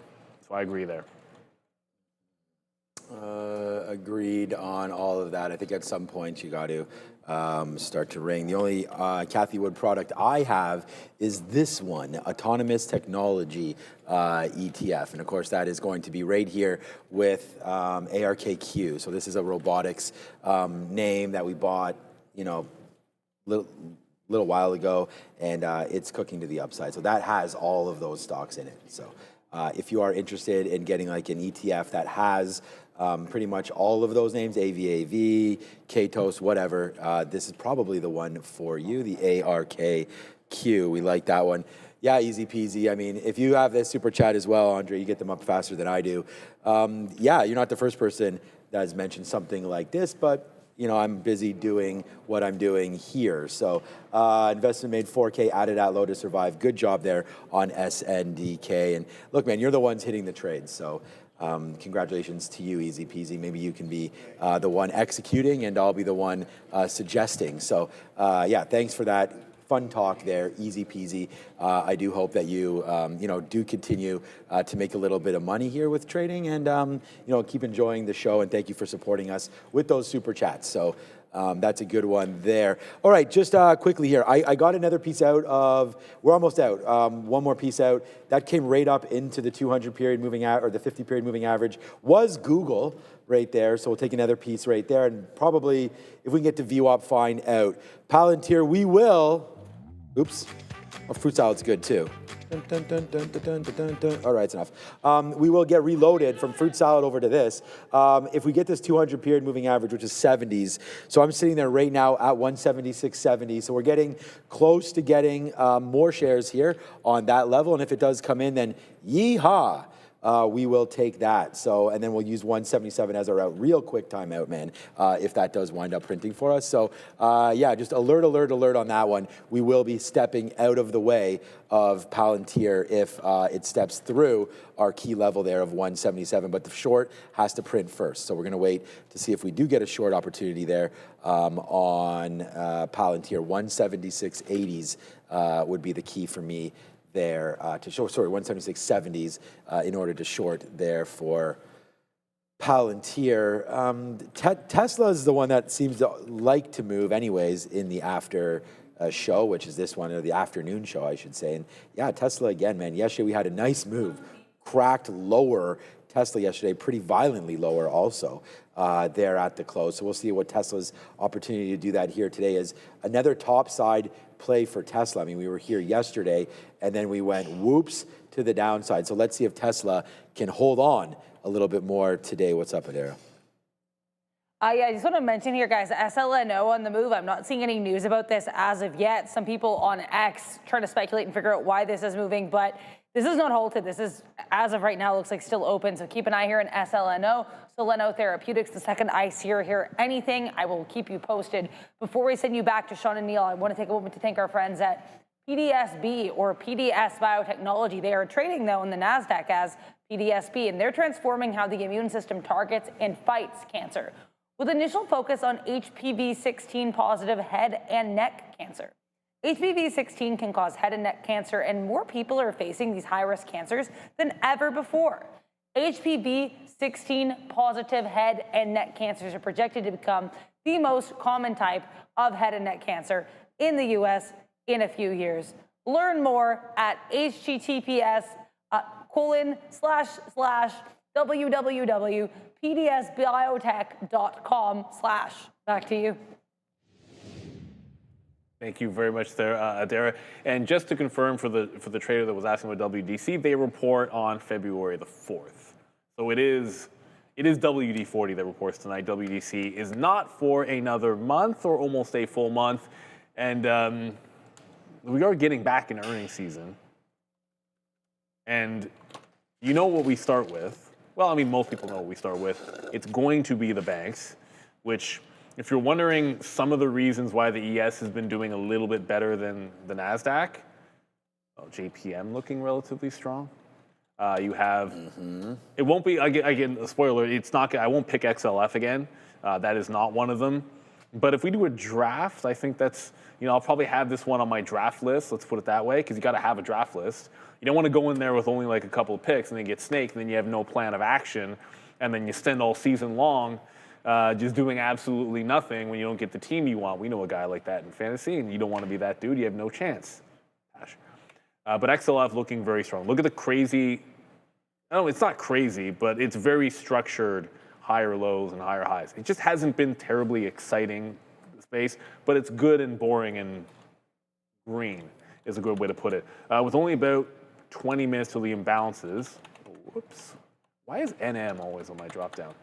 Intel, still the same area, 41 quarter, we've shorted a couple of times. It's only now breaking toward the low. It came in looking bullish on Intel, and we'll end finally looking for the short side of the trade back into some of these lows. But as far as the early looks go, every single day we see BM&R on here, and it just doesn't seem to matter, so forget about that. But COMP, 2.4 million to the buy side. You've got Halliburton with a 1 million sell. That's probably the most interesting name on the list that you see for an early look. So nothing too crazy, as we only have But 25 minutes to go to the imbalances. Halliburton, much like all of the other energy stocks, trending up. So this could be an interesting mover for the back half of the session here. If we get an imbalance on Halliburton when it's moved 6%, that can be spicy. That means new trade.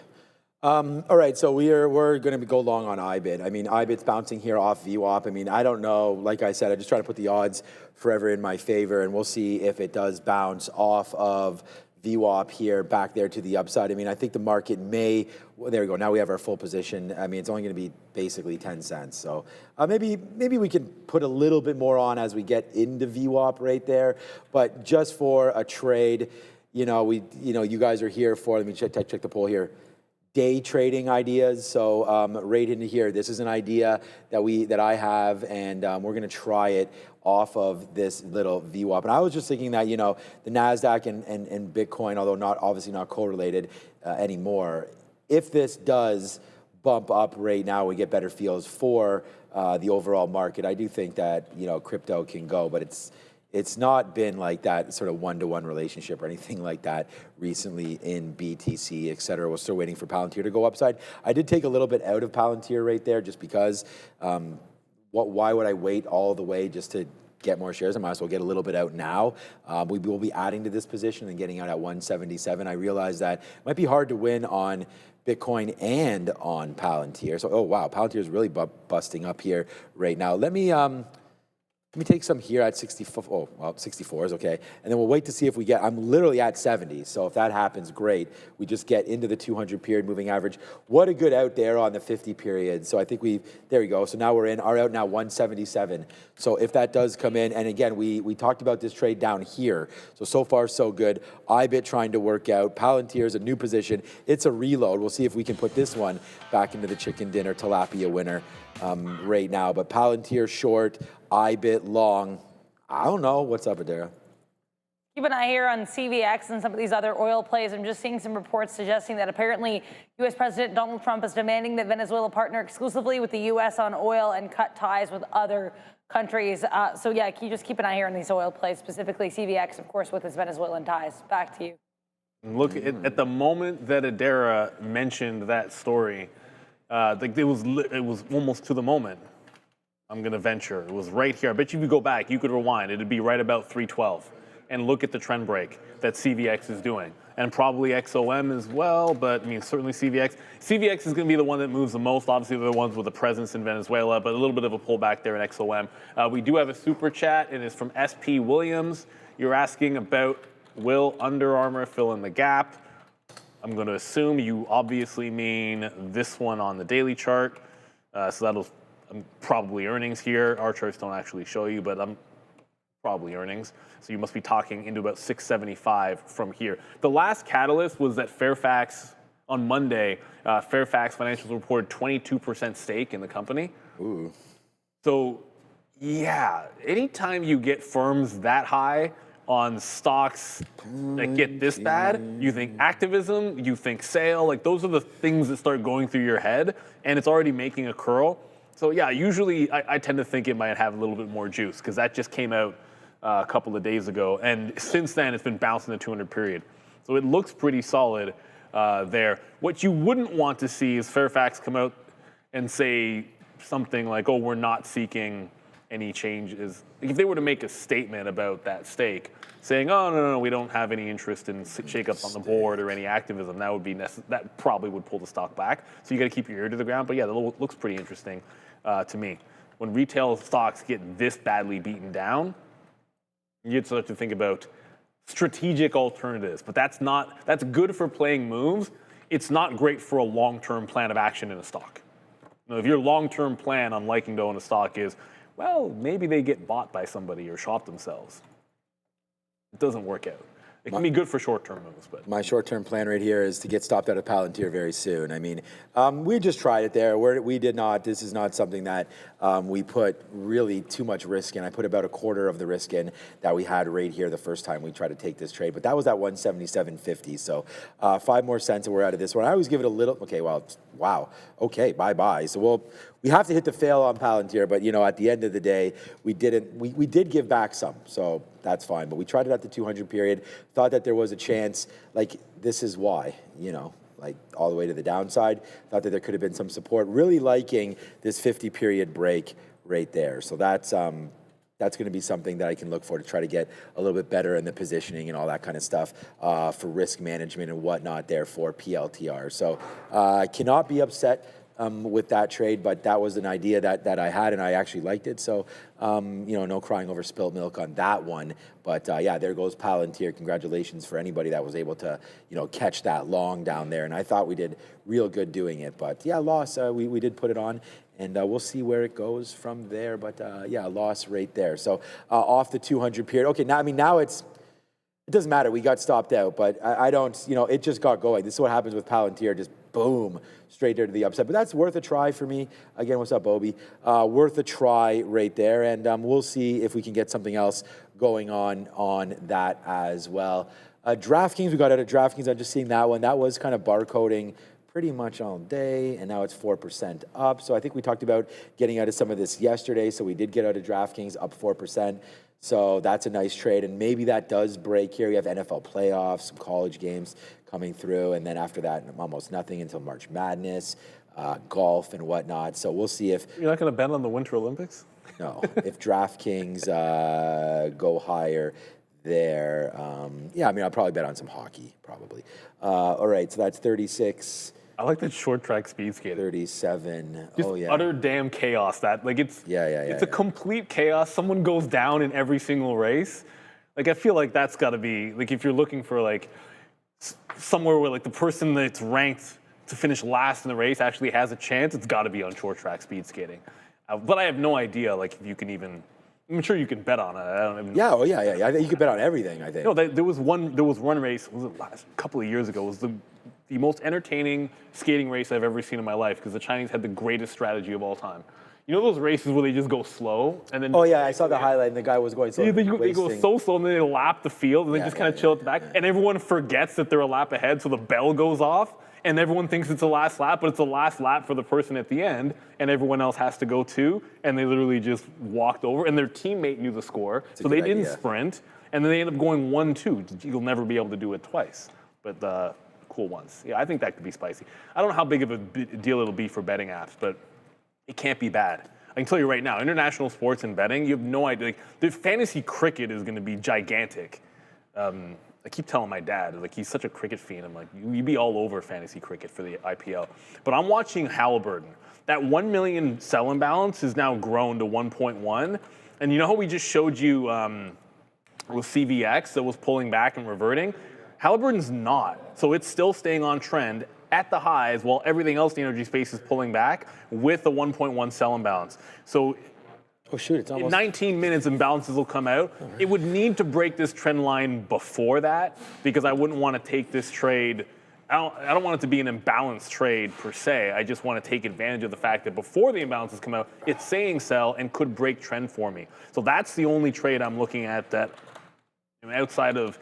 I don't necessarily see this, like Intel's just slowly moving down. It's not really falling apart. The fact that the market's bouncing up and it's not breaking back out is good, but I'm just gonna leave this bid at the lows and then have my stop right in here, like really tight stop, it was like a 5-cent stop. I'm just gonna leave that in there. And now I'm just focused on Halliburton to see if it can follow its energy brethren, for lack of a better word. It's not a direct oil play, obviously, but the rest of the group is pulling back and it doesn't want to. And I like the fact that it coupled that with a sell imbalance, and I'm good with that. CNME Fly, Todd. Interesting name. No one is talking about Apple. Now we are. I have not been watching Apple. I'll admit that the stock is turned into kind of a weird barcode most of the times. But yeah, relative strength. The market's bouncing here as well. The thing about Apple, and I said this morning, is I think I'm just sort of waiting for it to get down at or below 250.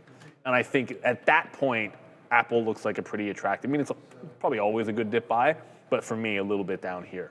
The baton got passed to Amazon and Google for a little bit here, and then it eventually get passed back to Apple. I just think you got to wait this out. It just hasn't really shown any signs of strength yet. So if your plan of action is to dip buy Apple, I ain't shorting the thing, then you just got to wait for it to get back into favor. So maybe another $10 or so. It's at 58, so yeah, like $10 down, and I think it'll be worth a dip buy. Yeah, good call out there by you, hyper stagflation. Whether or not there's stagflation, inflation or not, you may want to look at silver. And silver today, 100%. We talked about this on the morning show that it does have a pretty choppy last 2 weeks in here, as you know, when all the eyes are on it, it gets very difficult to trade. So silver kind of quietly all year was up like 180% or something, or 140%. There was a lot of the focus was on gold, and then now silver just now starting to break out of the daily channel of the channel today. Anyways, 69.25 was the high. We just broke that now, and now you're up about 30 cents from that level, and it looks like it wants to work out there again. And I'm trying to use like this is a 200 period here, so silver right now trying to break back above, and I think anything underneath would be a sell, and anything above would be a buy. So you know, you're buying silver all the way up here, then when it breaks below, maybe now you're trying to think about going short, which that would have printed, and then now once it breaks up, you kind of do the same thing again and just rinse and repeat over and over with some of these commodities. So silver only being down 2%, was down 6% earlier, so that's a good little look there. Thanks for the shout out on that one. And then this is what gold's doing meanwhile, took out its day high as well. Silver down 2% today. Gold, oh my God, up 0.5% goes gold there today. And same kind of thing. This looks a little more calm. Obviously, silver is called the crazy cousin of gold. So, that's part of the problem there, that it is a little wild. And we've heard some,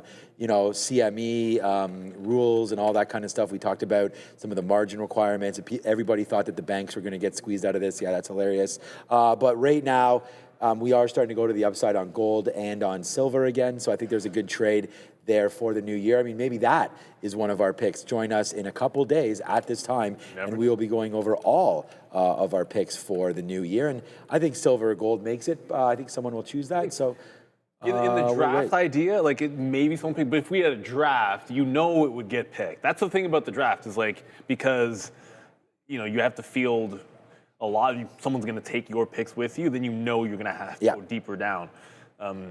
I kind of feel like my gut tells me that the things that were ridiculously parabolic are going to get avoided. But you have to, you know what? You're going to have to tune in on Monday afternoon to find out. So many people are like, what are your picks? What are your picks?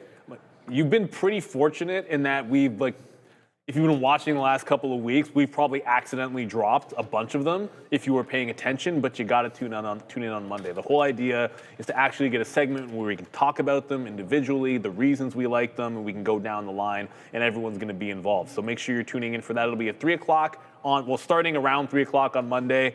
Obviously, we're not really held to any particular time, but it'll be right around that time, and we'll all go through our picks for 2026. And then we can also maybe do a formal recap of, that's another thing we should have done. Like a formal recap of last year's picks. What did you like about it? Would you have done anything differently? Not just, hey, let's look at the percentages. Because one of my picks, I started hating halfway through the year, and we never really talked about it. It'd be fun to go through that rehash. Yeah, I had Coinbase. Coinbase was up about 200%, and then it finished down. Yeah, like XLF worked for me, but remember, I stopped liking it at some point, and we can go over the reasons. I think XLF, went out at the highs. Yeah, we can go over the reasons. But even though it worked, at the middle of the year, I was just like, man, if I could get rid of this and maybe add to the others, that's what I would have done. And that's the kind of thing we can potentially go over. So Jay Bronson, that's why we'll go over the ideas. That's what it's all about there. And then Hyperstagflation says, take HL. No. I'm just going to take Helka Mining because you said so. Maybe I have a resources or mining stock on my list, but I can tell you it is not HL. That's had a fantastic run, but this will not be one of my picks. What a run this one's been on, but not one of mine. Let's go to Adair at the desk. Yeah, I'm seeing some more talk on oil just really quickly here. Trump apparently, or reportedly, convening roughly 20 top U.S. oil executives from companies like Chevron, Exxon, ConocoPhillips, etc. But the story I wanted to talk about here actually involves drones. RCAT and DPRO both on watch here. We do have the FAA announcing that they're going to be having some sites here to scale drone technologies.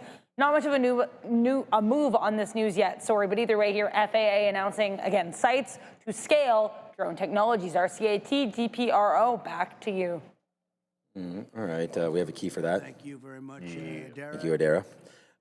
All right, so obviously, it's funny because I tried to get long at 32. It went to 33 there. Woe is me. We could have done, no excuse there, but we could have gotten a little bit longer on Bitcoin there ahead of VWAP. And, that's the life of a trader, man. You take the trade and then you wonder if you should average in. And we were sitting there at 32, like literally at VWAP, and it was going to give this maybe a heartbeat below VWAP there. So, the fact that it bounced off again. Let's just take a little bit out here. It's at 46 right now, slightly in the money right now on IBIT. And, I took 2.5 times the shares that I did on that Palantir reload.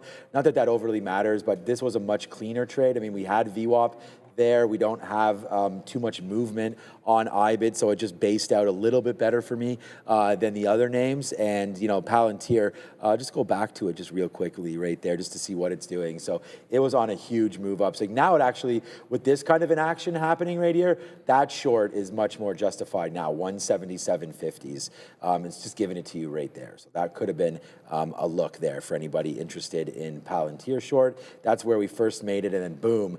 And then when we're going to lose, if we can lose, and when we lose 25 cents or whatever it was, and then when we win, we do this, we take that. But, as I said, in full disclosure, I'm not going to be green today, and it's all because of Palantir. So that's that movement down, and we did, layer into it and got hit. And then, like I said, made about a third back right there, and then gave back maybe 10% or something, or less than that, right there on that move. So Palantir will kick us red. And then Google, like, this trade right there would put me green, but the problem is we already had sort of lost a little bit there. We were up right there on Google. I was talking about how funny that was, that our highest spot on the day, which is still true, was when we were, no, we actually had a little bit more there before Palantir dropped. But one of our highest spots was actually in the pre-market because we got that 326 break, as we had mentioned on Google, and then that happened, and we were able to get 330s out on Google just as the market opened or just before the market opened on some of those imbalances. And then that was basically our highest spot.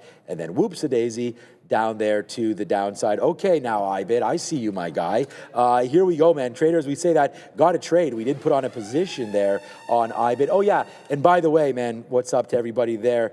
Spark one up because tonight is Tilray earnings. So get ready for Tilray to come through here tonight. So watch out for them. Expected, here we go, we got Tilray on board right here. Expected earnings, this is what their conference call looks like. All red. Earnings tonight on Tilray. Yeah, probably they'll won't have revenues. Yeah, they probably won't have any earnings, but they're coming tonight. And then we go over here to overview and just to see 16% short still on Tilray. So that could be a The positive. good news is if they do turn a profit somehow, then it should be really good to trade. Yeah. But you're always, in the cannabis space lately, you're talking about how good are the revenues, revenue growth, and just not being bad. That's what you're looking for. But they're going to move. MSOS, I still think, and I'm with Brian Shannon, it's like it's in a good range that you could easily break out. It's just not happening. Just going to quickly, with 8 minutes to go to the imbalances, Halliburton still a sell. So it broke trend. Thankfully, it broke trend before the imbalances came out. You saw CVX, let's just start from the beginning. CVX broke this trend, and Halliburton didn't. So essentially it was like, yeah, the second we break that trend line, which I didn't save, there you go. Pumped into the short. I'm going to get some out here into the, I'm short at 24 and the high is literally 30, so it's like 7 cents worth of risk. So when it goes that 1-to-1, I'll take some out. I'll take another leg out if it gets like to 2-to-1, and then try to hold for the imbalance. And then that way, if that works out and this comes out as expected 1 million imbalance or maybe more, then you can get the push. If this flips, then I already have my stop in. So some of those oil names, we showed you CVX and just showing you Halliburton, there's XOM, all trend up, and they've all seemingly broken the trend here at the highs. But big time day for these dips. I feel like nothing is dipping as far as you want it to. Certainly for myself, that was the case with CVX, because when we had that move, we had that reversal back in, I was like, oh, just remember that CVX, if you wanted to make money in this stock, Here, let's pull it up. I had to pull up on the higher time frame because I don't think you can do that. It's not going to do justice on a daily chart. You've got to pull it up on a weekly chart. You can very clearly see, and maybe in a monthly it'd be even better. Buying this thing at or below, just below the 140, and then getting 15 or 20%, and you've been able to do this at least once or twice a year while collecting a dividend. That's how you can actually, the only possible way that you could be at or beating the market on the oil names is to rinse in and out of these things. And that means waiting for the low. But that sell-off didn't give us a chance. Yeah. It's still 343, as Neil was saying. We are waiting for those imbalances to come through. So just in talking about IBIT, like, I don't know if it's going to continue to go up or not. So we get a 48, we get another 47. So we just clear out some 45s, 47s, 48s. Like, it's not trying to hold out for this move. We are out now of about 20%, not even, of this trade. So hopefully it'll print up for us, and maybe we can get something around that 200 period moving average, 51.60 or so. Let's just put an offer. Well, I'm still at 48 again, and then we'll see. I'm waiting mid 50s. Maybe we get an imbalance there, just trying to see if there is anything on these imbalances. And right now, just very quickly, remember yesterday it was AbbVie and RVMD was the speculation on a deal, and then nothing happened and it tanked at the close. You're now halted to the upside on RVMD. I haven't heard or seen. Wait a minute. Okay, Adara just got back to the desk, so we're gonna probably go to her quickly in a second. But this is halted now, up at $108 with a tap of 110. Let's go to the desk and find out why. Yeah, sorry about that, guys. I was just using the bathroom. RVMD, Financial Times now reporting that apparently Merck is in talks to buy the company now. What I was going to say before I even saw this headline is last night, right after the close, AbbVie said they are not in talks to buy RVMD. So it looks like the AbbVie story was some kind of miscommunication there. Now, as RVMD reopens again, the report here from Financial Times is that Merck is in talks to buy the company. And in the chat, ERAS is a sympathy play. They have some kind of a similar profile, and that's why they moved yesterday on RVMD News. So it is a sympathy play on ERAS. Just keep that in mind if you're trying to play this, which is also halted into the upside. So this moved exactly like RVMD yesterday, and you'll see the charts are basically identical. Well, I mean, one's a $100 stock, but the charts are identical. All right, guys, here goes Google, man. Like I said, the P&L number one. I have P&L number one, upside and downside. But that's every day, like, I'm putting on risk, and what are you going to do? Google right here, 325.50s. I'm waiting right now. I'm at 75. So if that hits VWAP right there, then we will get out of Google as we wait for these imbalances to come through, and the market really kicks it up, man. Google had a huge trade earlier on today. Nice move there to the upside. We talked about MSOS reporting there. Let's check out some of the other fast-moving names that can hit our scanner at any time, as I'm still waiting to get out here, 48 on IBIT. Hopefully that can fill. SMR, wow, like, okay. You know, that's the thing. Like, these things are hitting, and like, there it is on the scanner right there. And I just have to, that's why sometimes I'm a little distracted looking around. Like, we do have, that was right there, and it must have came again somewhere else on here, but I don't know. Anyways, oh no, I guess it just hit the 50, I just hit it right there. So yeah, there it is, hitting VWAP there. These scanners from eSignal, been using them for 25 years. 19, so there's a good bounce for SMR. So those of you that are looking at that name, you know, you might have had an indicated bouncing play there as well as what I had. So we'll see if that can work out. Okay, and here we go, man. Spin it. There's IBIT right there, cooking to the upside right here. So, you know, we did our Palantir, we took a shot at that, but it's now IBIT starting to go back upside right here, giving us another green name on the board here. We don't have many green names today, but IBIT would be one of them as long as this holds. We'll get another piece out at 50. Did I just get that? Yes. So there it is. We get that 50. We're still waiting for 54s there today for me. So I'm going to go 2 for 4 today. We have Google up, IBIT up, futures down. So four trades today, 4 names today.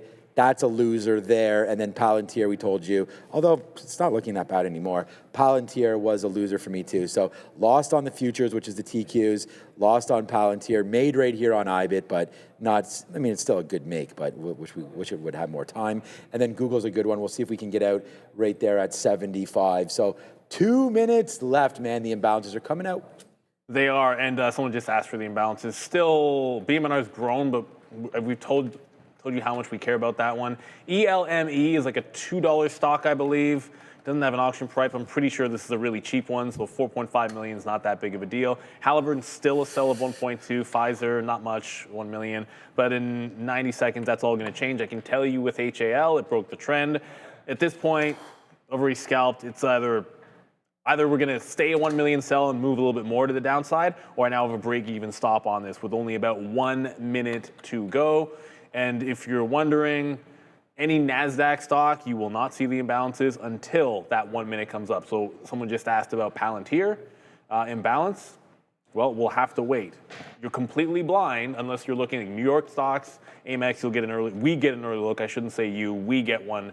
You can always tell, like there's broker and NYSE, but we'll see the Mag 7 names and all the bigger stocks come in with the Nasdaq imbalances that'll come out in just a little bit. Actually, XLF. Yeah, 30 seconds. I just saw 900,000 to sell on XLF. There's an ETF you don't usually even see on this list. Verizon in there. I don't know what comp is. Compass Inc. I don't know, maybe. It's up 3%. And they are a 1.7 million buy, but that stock's done 60 million and is only $12. So you want the bigger notional value. That's what matters a heck of a lot more. So about 15 seconds to go, everybody. And then we will see if anything pops up out of nowhere. My guess is it'll be relatively quiet. When the futures aren't moving a ton, oftentimes the big names don't have massive imbalances, but you never know. Yeah, here we go. We'll see if IBIT somehow manages to have one. I doubt it. It's actually going to the downside a little bit here. We'll clear out of some IBIT. AT&T, there's IBIT sell. So, of course, when I'm long, it has to come as a sell. No surprise there. NVIDIA downside as well. AMCR IQ. I'm trying to look. APL. Oh, there's ONDS. They have a little small bid underneath of it as well. They're ONDS. So, yeah, that's what it looks like there. And then just to give you guys a quick little look, of course, IBIT comes a sell. Like, can't come a bid, right, when I'm long. But there it is. So we just cashed out some more. We get our 52 fill. We took another 50 fill there. So we got a bunch upside. But we'll have to let it settle down now, these imbalances. They should flip up around 355. I'm still going to use my out as the out. So if it does break down through VWAP, we'll do that. But we don't have too much time left as we have to be flat at the end of every day. And it doesn't look like we get our Google fill either. So why don't we just tap out of Google? We don't have very many shares left at all on Google, so we'll just offer 33s there and get them. And that concludes that trade. That was good, man. Basically all day trading Google today. And like I said, just 4 symbols for me, 2 for 4, but red on the day. And yeah, that's trading. I'm not here tomorrow. It's Obi here for me, so you'll be seeing Obi all day. What a treat for everybody. And then I'll be back, of course, on Monday where we will have our stock draft. So yeah, that's it for me, man. Red on the day as the markets bounce around. And all that really matters at the end of the day is just try to keep your losses smaller. Like today, I'll end up like 3 for. I traded 4 symbols in the morning and then 4 different symbols in the afternoon. So it was kind of like very, very different. 1 for 4 and then 2 for 4. So it'll be red, but it'll be small. And that's the way I like to keep it. Someone asked me Palantir. We told you we'd be able to give you the imbalances after 350 on the Nasdaq ones. You're not going to see it here because Palantir's imbalance is 97,000 to the sell side.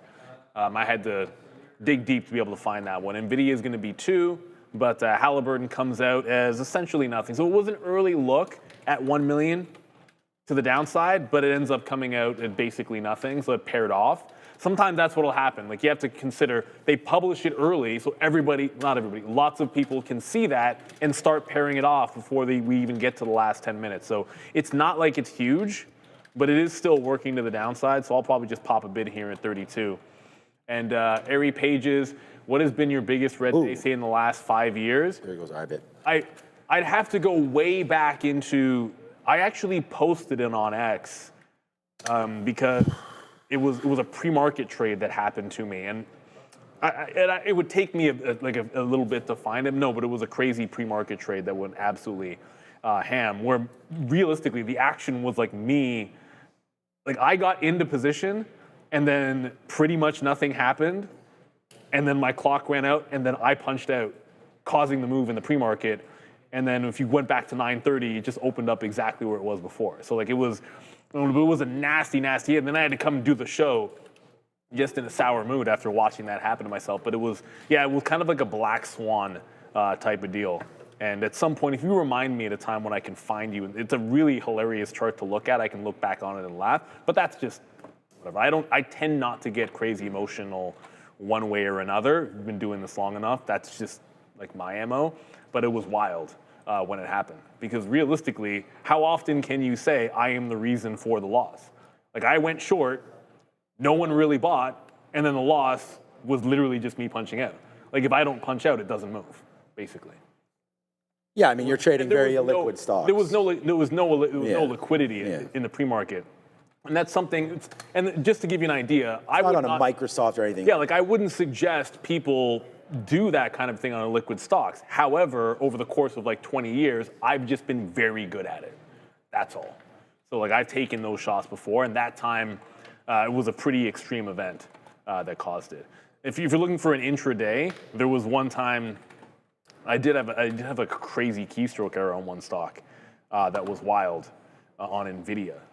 And that was a pretty big hit as well. But it tends to be one-offs like that. Because outside of Black Swan events, I haven't had a month in 12 months where my biggest momentum loser on a month was bigger than my biggest momentum winner. I don't trade that way. So I always try to keep them as fractions. If it's going to be bigger than any winning day, then believe me, it's going to be because of some kind of a black swan, or like I forgot a stop, or I punched into the wrong amount, something along those lines. It's just the way I trade risk-wise. All right, 5 minutes left. I mean, we're getting some more out here on IBIT. I mean, it came into 50s again, so we'll just hit that right now. So that goes IBIT. We'll see if there's any action there. And then our last out on Google was right here, so that's a pretty good trade. Let's check back in and see. So Palantir, 177.50. Tesla, let's have a check on what that's doing. A very, very popular stock around here. So there goes Tesla right now, nicely cooking there to the upside. And we said that this could be a good mover most afternoons. And I think today, yeah, the fact that it's going to go out near the highs is nice. And Nasdaq also, it's not near the highs, but it's going to be of the sort of the intraday high there if you take away sort of that first move down. Now, okay, here we go for IBIT right now, starting to cook a little bit back to the upside right now. We'll take out some 53s. There it goes. We also got our 54s. So here goes IBIT, man. Yeah, buddy, the money is right there in IBIT. And just to show you, like, we've had all these symbols traded today, and there goes IBIT is now going to be P&L 2. Just to give you guys an idea there. I don't know what Joe and Obi, I think had some great trades today as well. So, but there goes IBIT cooking now, 51, 55, 51, 56, going higher and higher right now, but who knows, just playing around. Bitcoin has been kind of like a steady Eddie kind of a trade over the last little while. I mean, we're still at 91 and change. It hasn't been like on the daily chart. It hasn't been super, super aggressive every day. It trending, like you get up or down, it seems like 3 or 4% on IBIT right there, but there's 95. We wait for 84. So yeah, it's pretty much stuck in a little bit of a range here. Very similar to the Nasdaq and S&P 500 and Dow, but they're all near the highs and bouncing around. This is trying to figure out a foothold down here on not on IBIT, on Bitcoin. So that should be interesting. I'm looking forward to see if anybody has Bitcoin selected as one of their plays. Obviously, Sharif will, because that's just what he's going to do. I'm almost sure of it. But everybody else, we'll see if they have Bitcoin. Obi knows it's 3 o'clock on Friday. On Monday, it'll be all of us. Adara will have her picks. Everybody, Fabian wants in on this thing. We'll see if we can convince Randy to stay late. And then we are thinking of ideas. I talked to Fabian earlier today about some ideas that we can have to get you guys involved. So we'll also have we can do poll, because there's so much we can do with. The polls won't work, but we could figure it out. No, I was talking about the visualizer. Yeah, we're gonna a different name for that, because I always struggle for a visualizer. Stock visualizer, yeah. It's a little long-winded. Something there. So we'll figure that all out. So guys, get involved on that Monday at this time, 3 p.m. Hyperstagflation, where you got to wait till Monday. And for everyone that keeps saying, what's your pick here? What's your pick there? You got to tune in on Monday. One of my picks is Marvell. Well, the ones, like I said, people have already said. I've already said. I'm not going to say anymore. I won't say anything that I haven't already said. It's that simple. Yeah, I'm not going to say anymore because we're only doing 3 picks. I have a question. So are we calculating this from the start of the year, or are we doing, because I think retroactive calculation but it's year would maybe be easier, or are we doing it like as of the day after we talk? We're doing it as of. You got to do it as of. Yeah. Like basically, we'll do it whatever the closing price is at 4 o'clock. Yeah. Okay. And you can also go short. Yeah. So I've just added that wrinkle in there as well. So sorry about me. Sorry, I'm just making up all these rules. We made up the draft. I made up that. We're doing it all right there, but I think it's going to be awesome. You can go short. And the interesting thing is, you're then able to go short, but then you can do it free because you don't have to worry about any carrying costs. Interesting. Yeah. You can go short if you have a pick for shorts, for sure. I mean, I think that's reasonable because a lot of you guys will want to. Okay, you got to limit it to names that are easy to borrow, though. That's because it's kind of nonsense to put in a short pick that almost nobody has access to without paying premium.